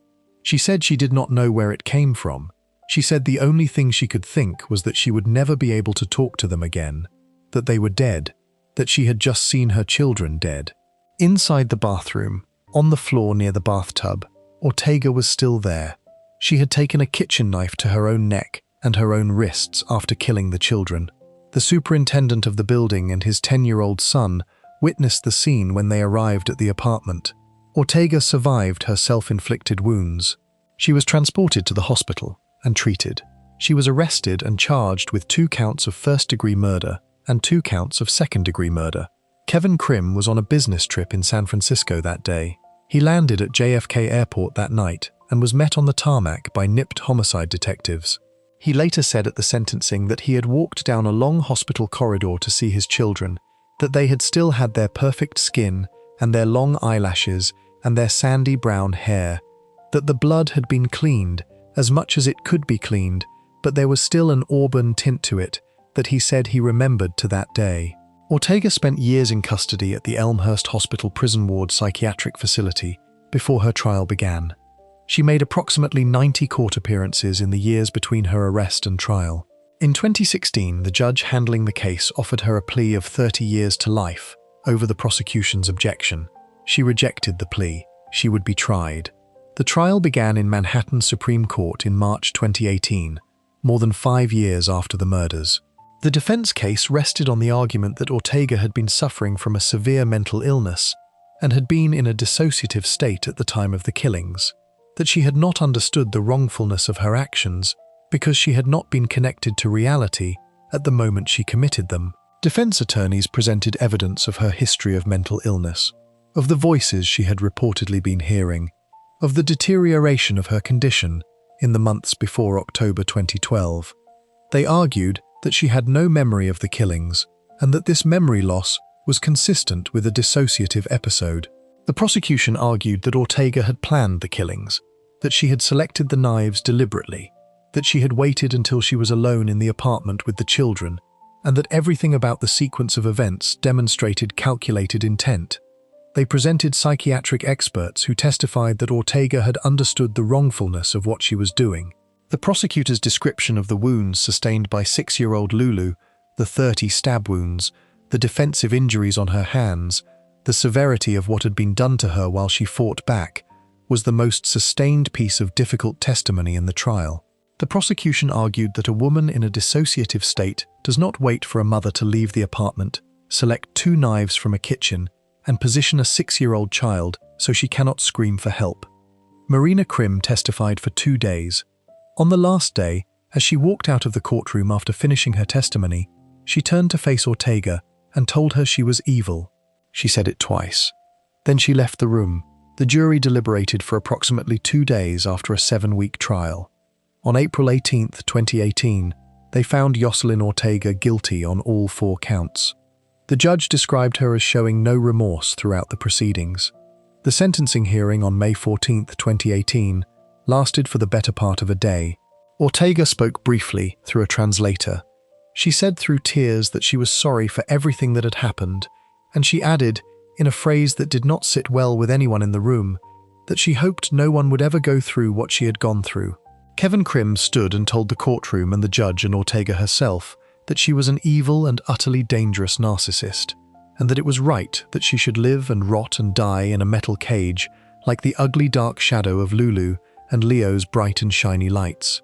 Marina Krim stood and said that Ortega may have thought she had destroyed Lulu and Leo, but that she had failed in that too, because Lulu and Leo were powerful forces and 2 stars who would always lead them forward. The judge, Gregory Caro, sentenced Ortega to life in prison without the possibility of parole. He described the crimes as among the most horrific he had encountered in his career on the bench. The Krim family established the Lulu and Leo Fund, a non-profit organization that funds creative education programs for disadvantaged children. They have described its creation as an act of positive defiance, something they built in those earliest days after the murders to honor the short and creative lives their children had lived. They have continued to speak publicly about the children. They have had 2 more children since 2012, Felix and Linus. Nessie, the 3-year-old who had been at the swimming lesson with her mother that afternoon, grew up. Marina Krim, in her later statements, has described Nessie as a happy and funny and confident child who loves school and who makes a wish, each time she gets the chance, that Lulu and Leo will come back to be with them. The legislature of New York State passed Lulu and Leo's law in June 2018. Governor Andrew Cuomo signed it into law in August of that year.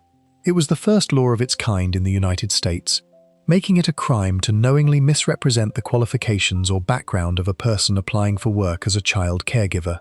Kevin Krim said at the signing that the family had hired the woman who murdered their children based on a deliberate set of lies, and that the new law created a deterrent to that kind of deception going forward. Yoselin Ortega is serving a life sentence without parole in a New York correctional facility. She is in her early 60s. She will die in custody. Lulu Krim would have been 17 years old in 2025. Leo would have been 14. The apartment at the La Rochelle building on West 76th Street has been occupied by other tenants since the murders. The building still has a doorman. The Museum of Natural History is still 2 blocks away. Before we move on, if you're enjoying this analysis, please consider subscribing. It helps the channel tremendously. The next case takes the story south, to the small suburb of Bear, Delaware, where an 18-year-old daycare aide named DeJoyne Ferguson had been left alone to run the infant room of a licensed childcare center after just a few months on the job. What surveillance cameras inside that facility recorded over the summer and fall of 2019, across 28 separate days, is one of the most methodical and disturbing records of child abuse ever captured on film in an American daycare. Case 8, DeJoyne Ferguson, Bear, Delaware, is a small, unincorporated community in Newcastle County, about 10 miles southwest of Wilmington. It is the kind of place that exists in the orbit of a larger city, a collection of residential subdivisions and strip malls and parking lots that grew up in the 1980s and 1990s when people began moving out of Wilmington and into the suburbs. Wrangle Hill Road runs through that community, past developments with names attached to them, and past a building that, in the summer of 2019, housed the Little People Child Development Center. The facility had a license issued by the state of Delaware. It had passed a state inspection in May 2019, just 4 months before Isabella Talton died there. The inspection had given it a 5-star rating, which was the highest rating possible under Delaware's system for evaluating licensed childcare facilities.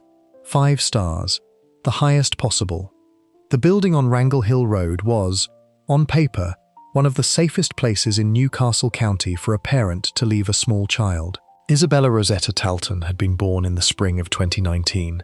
The GoFundMe page that family friends organized after her death described her as her daddy's girl and her mother's princess, as a child who liked to play with her older brother. She was 4 months old on September 5, 2019. She weighed the number of pounds a healthy 4-month-old weighs. She was brought to the Little People Child Development Center that morning by her parents, Amanda Livingston and Cadell Talton, who both worked. They had selected the Little People because of its record, because of the 5-star rating, because the documentation available to parents in Delaware had told them it was a good place. Amanda and Cadell Talton had dropped their daughter at a licensed 5-star rated facility and gone to work. They had no reason to expect that they would not see her again alive. DeJoyne Mariah Ferguson was born in 2000. She grew up in Wilmington. Her father had died suddenly in 2016, when she was around 15 or 16 years old. A defense psychologist who evaluated her later described the impact of that loss as a source of trauma that had remained unresolved in the years that followed. She had been diagnosed with bipolar disorder and other mental health conditions. None of that had been visible on any background check. In January 2019, she was 18 years old when she applied for a position at the Little People Child Development Center. Her only prior experience in childcare was a 3-month stint at another daycare in Delaware, which had also been an entry-level position. The Little People hired her as a teacher's aide in the infant room. For the first 2 months, she worked under the supervision of a lead teacher. The lead teacher was the person who kept the infant room running. She was the one who had the experience, who knew the protocols, who understood what it meant to be solely responsible for several infants at once. 2 months after Ferguson started at the Little People, that lead teacher was fired. The court documents do not explain why. What they do record is the consequence. DeJoyne Ferguson, who had been working in childcare for a total of approximately 5 months across 2 facilities, was left to handle the infant room by herself. No replacement lead teacher was brought in. No additional training was provided. No additional support was offered. She was 18 years old, and she was now the only adult responsible for an infant room full of children who were all too small to walk, to speak, or to report anything that happened to them. At her sentencing, she would acknowledge that she was in way over her head. The Delaware Supreme Court later preserved that phrase in its opinion, "in way over my head." What the surveillance cameras recorded in the weeks that followed is something the prosecutors later described in appellate briefs, and those descriptions have been quoted in coverage of the case in terms that are specific and procedural rather than dramatic, because the specific and procedural terms are the only ones that come close to capturing what the footage actually showed. Beginning in June 2019, approximately 3 months after she began working at the Little People and roughly 1 month after she was left alone to run the infant room, DeJoyne Ferguson began suffocating babies. She did it across 28 separate days between June and September 2019. She did it to at least 3 children. She did it sometimes multiple times in a single day. She did it to infants who were 2 months old, to infants who were several months old. On some of the days recorded by the cameras, the children were not even crying when she covered their faces. The cameras showed her placing her hands over the noses and mouths of children on the changing table. On at least 2 occasions, the footage showed her covering a child's face until the child lost consciousness, waiting for the child to recover, and then covering the child's face again. The cameras showed her, during some of these episodes, bobbing her head to music or being playful with other infants in the room while she waited, seemingly with patience, for the child whose airway she was obstructing to stop moving. She later told investigators and a defense psychologist that she had changed her method over time to make it more effective. She had started by placing her hands over a child's face 2 or more consecutive times. She transitioned to doing it once but for a longer period because she found that approach more efficient. She began using 2 hands instead of 1. She began wearing gloves, according to prosecutors' briefs, so that she would not have to feel the child's saliva on her hands during the process. The Delaware Supreme Court, in its opinion affirming the life sentence, preserved these details from the prosecution's appellate brief without softening them. The question of why was put to Ferguson multiple times by investigators and by the defense psychologist who evaluated her. Her answers were consistent but incomplete. She told police that the sound of multiple babies crying at the same time stressed her and made her feel angry. She told the psychologist that after covering a child's face, she had felt more relaxed because she had been able to release her anger and resolve the source of stress. The defense psychologist attempted, in the evaluation, to explain this in psychological terms, noting her neurological immaturity as a teenager, her unresolved grief from her father's death, her bipolar diagnosis, her lack of coping skills, her complete unpreparedness for the environment she had been placed in. None of those explanations, the defense psychologist conceded, fully resolved the question of why the behavior had been so extreme or so numerous. On the morning of September 5, 2019, Isabella Tolton was brought to the Little People by her parents. She was fussy that morning. She would not stop crying. At some point during the morning, after the other daycare worker who had been present left the room briefly, Ferguson picked Isabella up by the front of her shirt and placed her on a changing table. She then covered Isabella's mouth and nose with her hand. She held her hand there for more than 3 minutes. The cameras recorded it. After approximately 1.5 minutes, Isabella's body went limp. Ferguson kept her hand in place for another 1.5 minutes beyond that point. Then she placed Isabella back in her crib. She did not call for help. She went back to the other children in the room. 20 minutes later, she told the facility's owner that something was wrong with the baby. By the time the 911 call went out and the paramedics arrived, Isabella Tolton was beyond saving. She was rushed to the hospital and pronounced dead there. Ferguson initially told investigators she had not done anything to harm the infant. She gave the same denial that people give when they believe the evidence is not sufficient to contradict them. Then she was shown the surveillance footage. She watched what the cameras had captured of what she had done on September 5th, and she confessed. She told police she had acted out of aggression because of multiple babies crying at the same time. She told police that she had changed her method of suffocation over time to make it more effective. She said she had not intended to kill the baby. She had only intended to make her stop crying. She had not understood, she told investigators, that what she was doing would kill her. She was arrested and charged with first-degree murder. A grand jury later indicted her on a total of 53 felony charges, including 1 count of murder by abuse or neglect and 48 counts of first-degree child abuse, reflecting what the surveillance cameras had recorded across the entire summer of 2019. The indictment involved 5 children. 3 of them had been suffocated. 2 of them had been physically abused in other ways. All 5 had been in the infant room at the Little People Child Development Center, a 5-star rated licensed facility on Wrangle Hill Road in Bear, Delaware. Ferguson pleaded guilty in April 2021 to first-degree murder by abuse or neglect, 6 counts of first-degree child abuse, and 2 counts of second-degree child abuse. The plea agreement included the state dropping the remaining charges. The minimum sentence she faced was 27 years. The maximum was life. The sentencing hearing took place in June 2021. The defense presented a substantial package of mitigation evidence. A defense psychologist submitted a detailed written evaluation. Ferguson's mother addressed the court and described her daughter as someone who, as a child, had shown compassion and helpfulness toward others. She spoke about the impact of her father's sudden death. She recognized the seriousness of what her daughter had done, but told the judge it had been out of character for the child she had raised. She said she believed that with medication and treatment, her daughter could be a positive young lady in society. The prosecution submitted 11 clips from the surveillance footage. They submitted written statements from the families of the victims. They cited 5 aggravating factors: excessive cruelty, the prior pattern of abuse against the victim, the vulnerability of the victim, the violation of trust inherent in the caregiver relationship, and the deliberate, methodical nature of the conduct. They recommended 65 years. The sentencing judge imposed a life sentence. He said from the bench that he was unable to square the idea of Ferguson's inevitable release with the idea of smothering a 4-month-old baby to death. He said that the smothering death had occurred at the end of a pattern of smothering babies to get them to be still while changing their diapers. He said that a sentence to a term of years would not fairly express the outrage of any society at the completely senseless killing of one of its infant children by someone entrusted to its care. Ferguson appealed, arguing that the sentencing judge had failed to consider the mitigation evidence and had sentenced her solely out of retribution.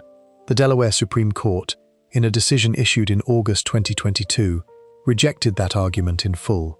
The court found that the sentencing judge had received the mitigation materials, had heard from defense witnesses, had listened to Ferguson herself speak, and had reached a conclusion that the mitigation was not sufficient to warrant a lesser sentence.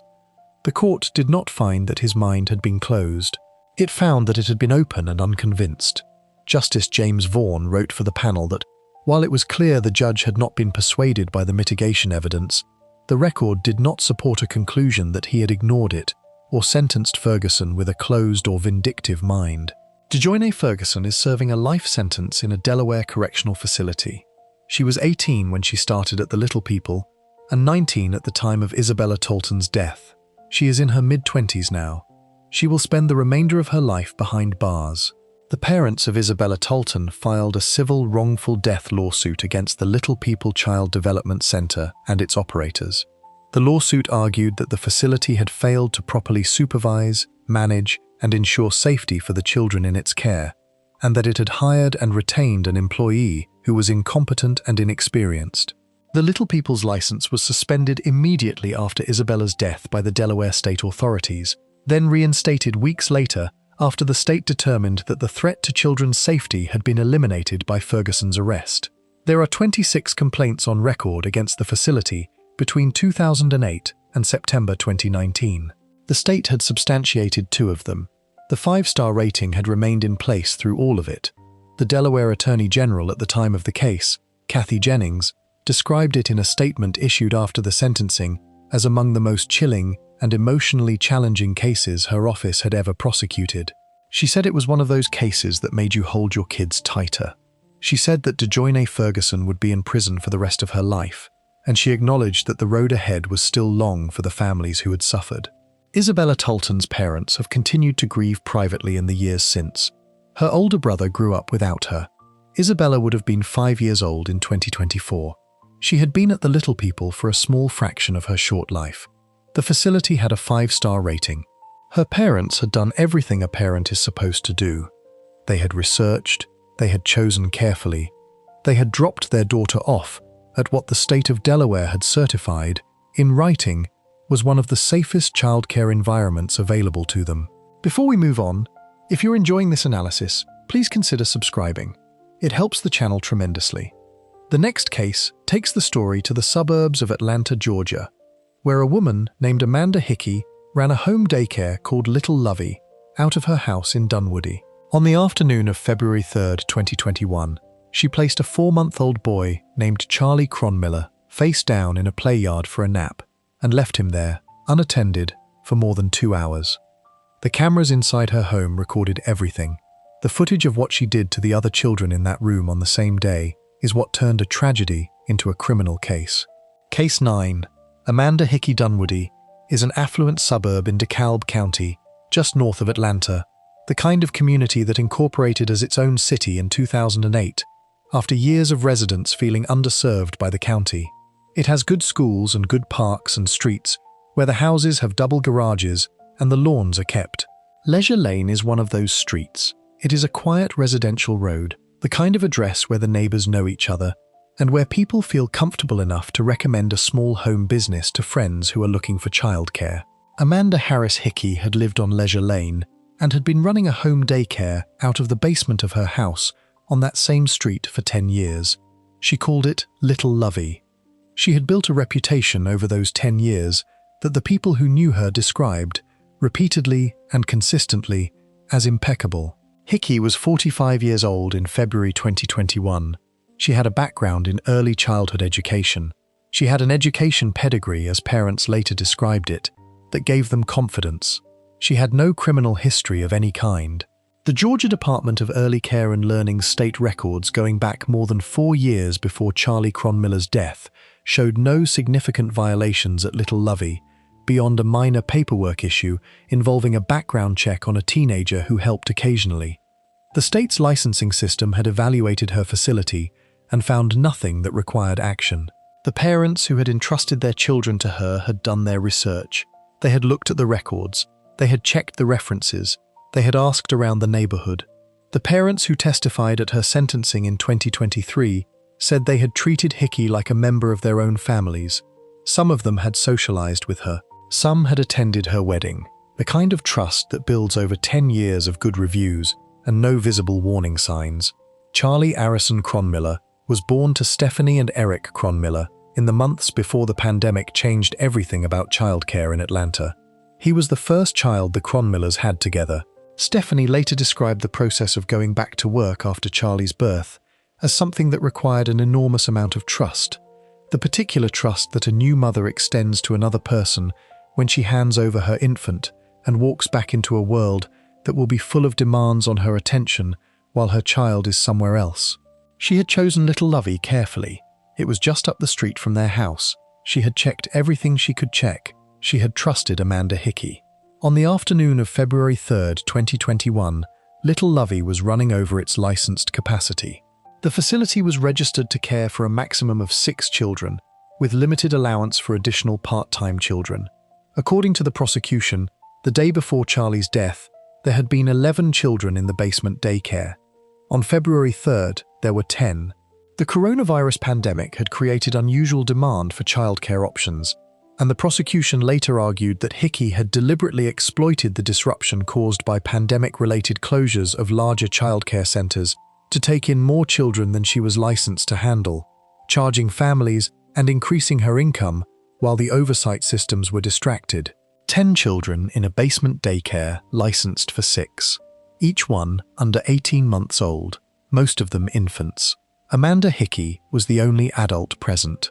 At approximately 1 in the afternoon, on February 3, 2021, Amanda Hickey placed Charlie Cronmiller in a portable play yard, the kind with mesh sides and a thin mattress, for a nap.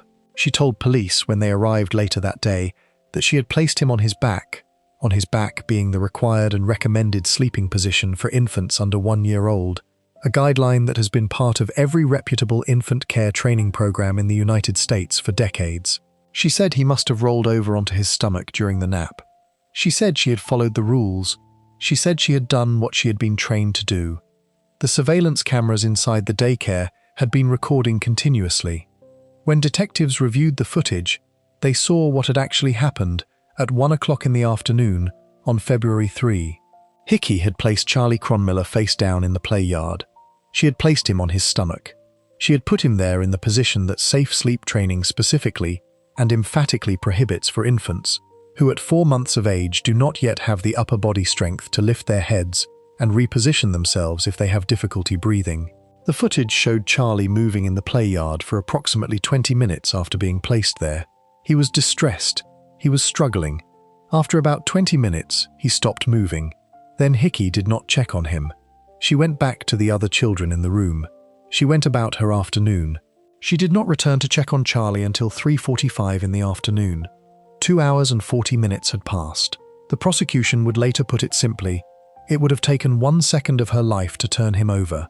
Charlie would still have had his. She did not take that second. When she returned to the play yard at 3:45, Charlie Cronmiller was not breathing. He was covered in vomit. She called her husband. She called 911. She started CPR. The Dunwoody police officers and the DeKalb County Fire Department arrived within minutes. They took over the resuscitation efforts. They transferred Charlie to a stretcher and loaded him into an ambulance.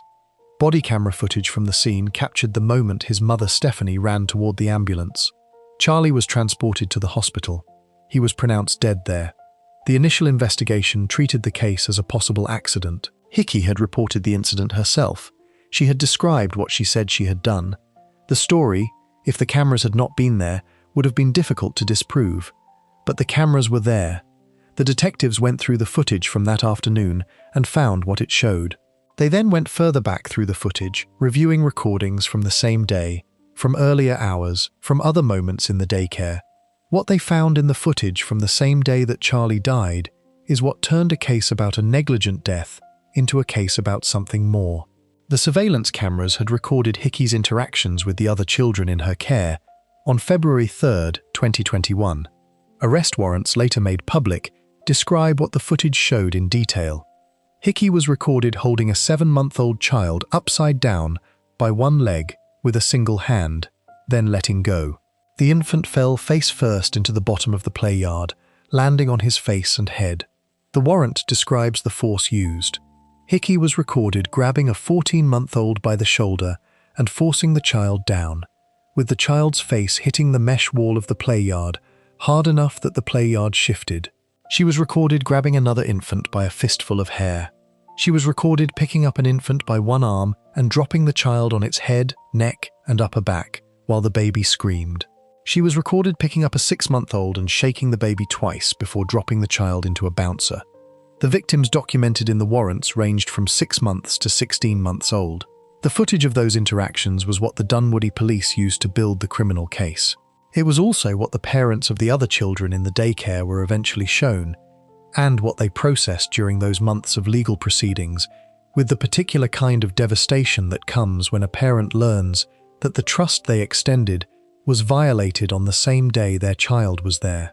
Hickey's attorney at the time of her arrest described her as someone who had run the Little Lovey daycare for 10 years, had no criminal history, and was well respected in her community. Neighbors who spoke to Atlanta area television stations in the days after the arrest said they were stunned. One neighbor said she had known Hickey as a good woman and a kind woman, and that what had been described was not something like her to do. The GoFundMe that was organized for Hickey's legal defense raised more than $15,000 from people in the community who believed in her. The bond hearing established enough of the evidence for the judge to deny bond entirely. Hickey remained in custody from February 2021, though she was later placed on house arrest in March of that year. A grand jury indicted her on a 20-count indictment in April 2022, including murder in the second degree, 7 counts of cruelty to children in the first degree, 2 counts of cruelty to children in the second degree, 3 counts of simple battery, and 7 counts of reckless conduct. The charges reflected both Charlie's death and the abuse of 6 other children documented in the surveillance footage. All of the abused children had been 6 to 16 months old. The case wound through the DeKalb County court system for more than 2 years. In September 2023, Hickey entered a series of guilty pleas and an Alford plea. The Alford plea allowed her to acknowledge that the evidence supported conviction while maintaining a formal claim of innocence in relation to the murder charge. She pleaded straight guilty to all of the cruelty and battery charges. The sentencing hearing took place on October 13, 2023. 7 families of children who had been in Hickey's care appeared before DeKalb County Superior Court Chief Judge Letitia Dear Jackson. Each family said a version of the same thing. They had been deceived.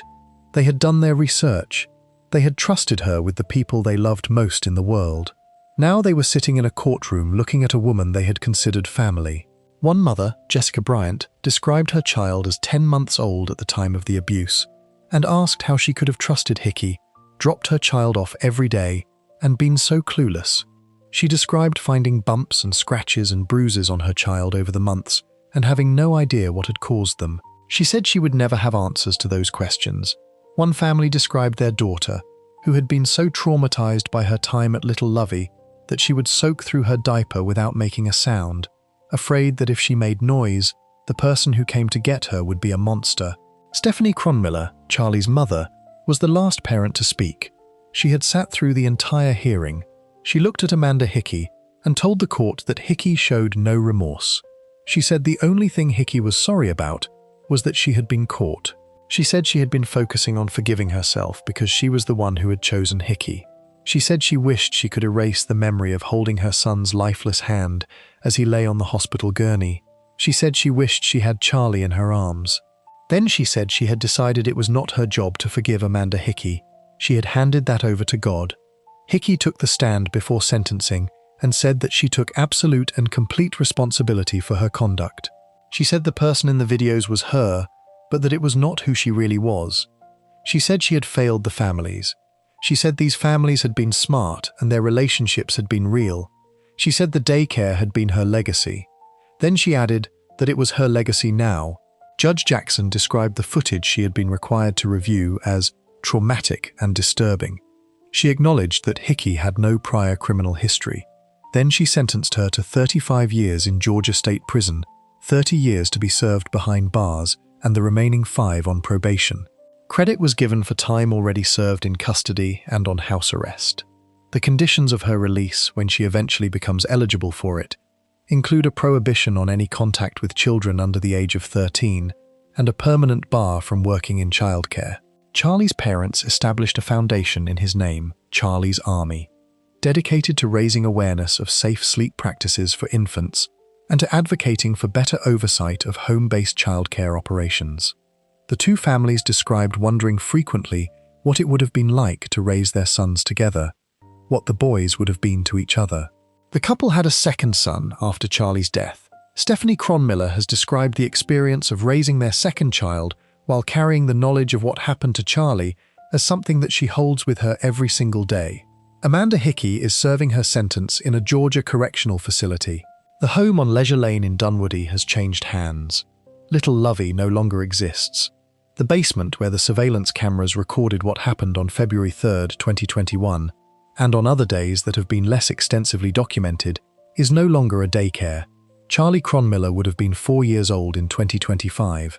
He died on a winter afternoon in a play yard, on his stomach, in a basement on a quiet street in Dunwoody, while the woman who was supposed to be watching him moved through the room with the other children and did not come back. Before we move on, if you're enjoying this analysis, please consider subscribing. It helps the channel tremendously. The final case moves north to a small apartment in Reed City, Michigan, where a 31-year-old woman named Savannah Miller was watching her girlfriend's 4-month-old daughter while the baby's mother worked a restaurant shift. Amber McCall came home at 2 in the morning and could not get into her own apartment. When she finally got through the door, she found Renzi covered in bruises from head to foot, unresponsive, with a severe injury to her right eye. Savannah Miller was passed out on the bed. On the counter, investigators found a DoorDash delivery of 10 mini fireball whiskey shooters. Case 10. Savannah Miller Reed City is a small town in Osceola County in the Lower Peninsula of Michigan, a rural community of a few thousand people surrounded by the flat farmland and second-growth forest that defines that part of the state. It is the kind of town where the main street has a handful of shops and a diner, and where people leave their apartments unlocked during the day because nobody expects anything bad to happen there. Amber McCall had an apartment in Reed City. She was a young mother.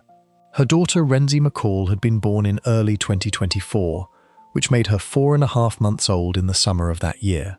Renzi was, by every description from the family members who later spoke to local news stations in Michigan, the kind of baby who made adults feel something shift in their chest when she looked at them. A co-worker of Amber's who had seen Renzi on the afternoon of July 21, 2024, before Amber went to work her shift at a restaurant in Reed City, would later describe the baby as happy, friendly, laughing, and smiling, with no visible injuries.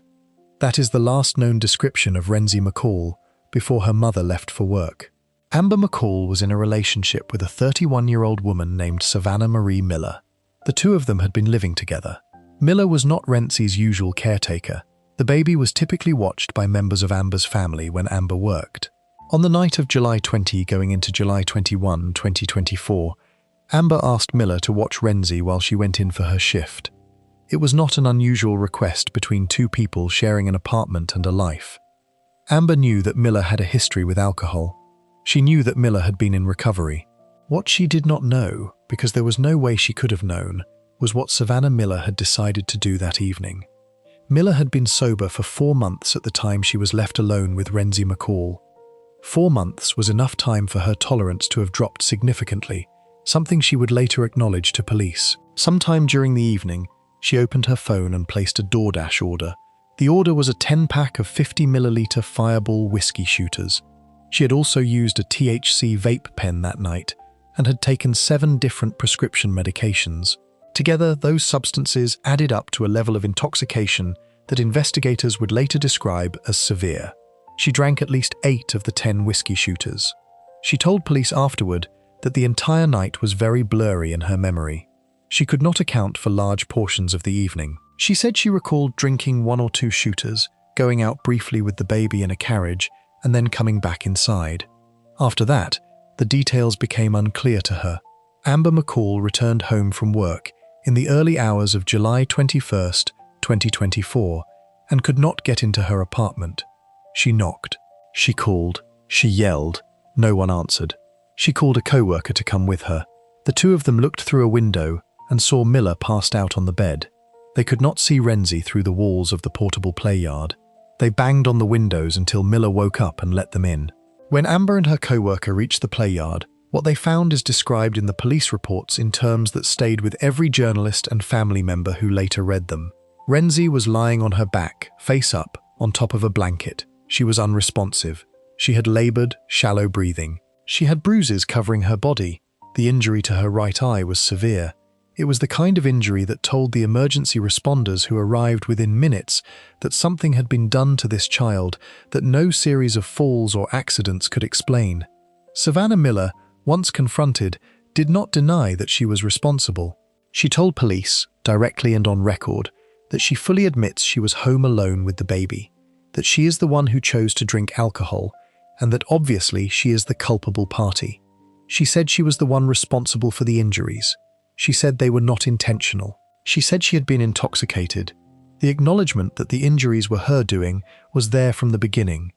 What Miller was contesting was the question of intent, the distance between an accident committed by someone in a blackout and a deliberate act of violence against a 4-month-old child. Renzi McCall was transported by emergency services to the nearest children's hospital. The injuries she had sustained were not recoverable. She had severe brain damage from what the medical evidence indicated had been a significant impact to her head. She underwent brain surgery at Helen DeVos Children's Hospital in Grand Rapids to address the swelling. She continued to have seizures in the days that followed. She remained on life support while her family kept watch. Her mother Amber sat at the hospital bedside. Amber's sisters, Destiny Jones-Willis and Leona Watson, were there too. The family spoke to News 8 in Grand Rapids in the days that followed and tried to find words for what was happening. Destiny Jones-Willis told the reporter that they could not fathom it. She said Renzi was so loved. She said what kept coming back to her was something her sister Amber had said, which was that the part that hurt the most was that Renzi did not deserve it. On July 24, 2024, 3 days after Amber came home to find her daughter, Renzi McCall was taken off life support. She was 4.5 months old. Miller's own sister, Desiree Gilbert, spoke to reporters as well. She said Savannah had a history of violence, that she had on a prior occasion struck Gilbert's son hard enough that Gilbert had filed a report with Child Protective Services, that the report had never been investigated. She said the family had been trying to help Savannah for years. She said there was no rehabilitation for her. Gilbert wanted the maximum sentence for every charge. Another relative of Miller's, a woman named Resegi, told reporters that she did not believe there was any rehabilitation for Savannah and that she hoped she never got out of prison again. The people closest to Miller had known, for years, that she was not a safe person. None of that had been communicated to Amber McCall in any way that would have changed the decision she made on the night of July 20th, 2024. Miller was initially charged with first-degree child abuse and later with felony murder and second-degree murder after Renzi's death. She was held without bond. The case moved through the Osceola County court system into the circuit court. In February 2025, Miller entered a no-contest plea to second-degree murder and second-degree child abuse. The no-contest plea is treated as a guilty finding for the purposes of sentencing. As part of the plea agreement, the felony murder charge and the first-degree child abuse charge were dismissed. There was no sentencing agreement on the length of her sentence, meaning the judge retained full discretion. The sentencing hearing took place in June 2025 in Osceola County Circuit Court. Amber McCall attended. Her family attended. What was presented to the court in terms of the facts of the case was, by every account from reporting on the hearing, difficult to sit through. Miller faced a maximum of up to life in prison for the second-degree murder conviction and an additional 10 years for the child abuse conviction. The Osceola County judge sentenced Savannah Marie Miller to 40 to 80 years in prison for the second-degree murder of Renzi McCall. She received a lesser concurrent term for the child abuse conviction. She was 32 years old at the time of sentencing. Under a 40 to 80-year sentence in Michigan, she would not be eligible for parole consideration until she had served the minimum term. She was given credit for time already served in custody since her arrest in July 2024. The Osceola County prosecutor, Tony Badovanak, had said after the plea was accepted that the case was a reminder to parents to ensure they know who is taking care of their children. He said that the mother had left the child with a person she did not know very well, and that therein lay the problem. Those words, intended as a warning, carried an implicit weight that became heavier the more they were considered. Amber McCall had not known Miller for an insufficient amount of time. She had been living with her. The problem was not unfamiliarity.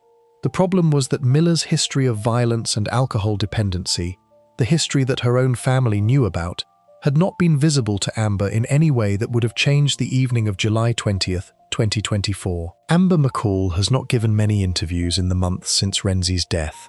She has grieved in a way that the people around her have described as private and continuing. The GoFundMe that was set up for the family in the days after the story broke raised money to help with the expenses of a loss that no fund ever fully addresses. A candlelight vigil for Renzi was held in Reed City in the days after she was taken off life support, the kind of gathering that small towns hold when something happens inside them that should not have been possible. The family placed photographs at the vigil of a baby who had been happy, friendly, laughing, and smiling on the last afternoon anyone outside that apartment had seen her.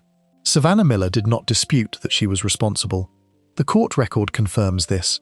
She said it herself, to the police, in those first hours after Amber came home and the officers arrived.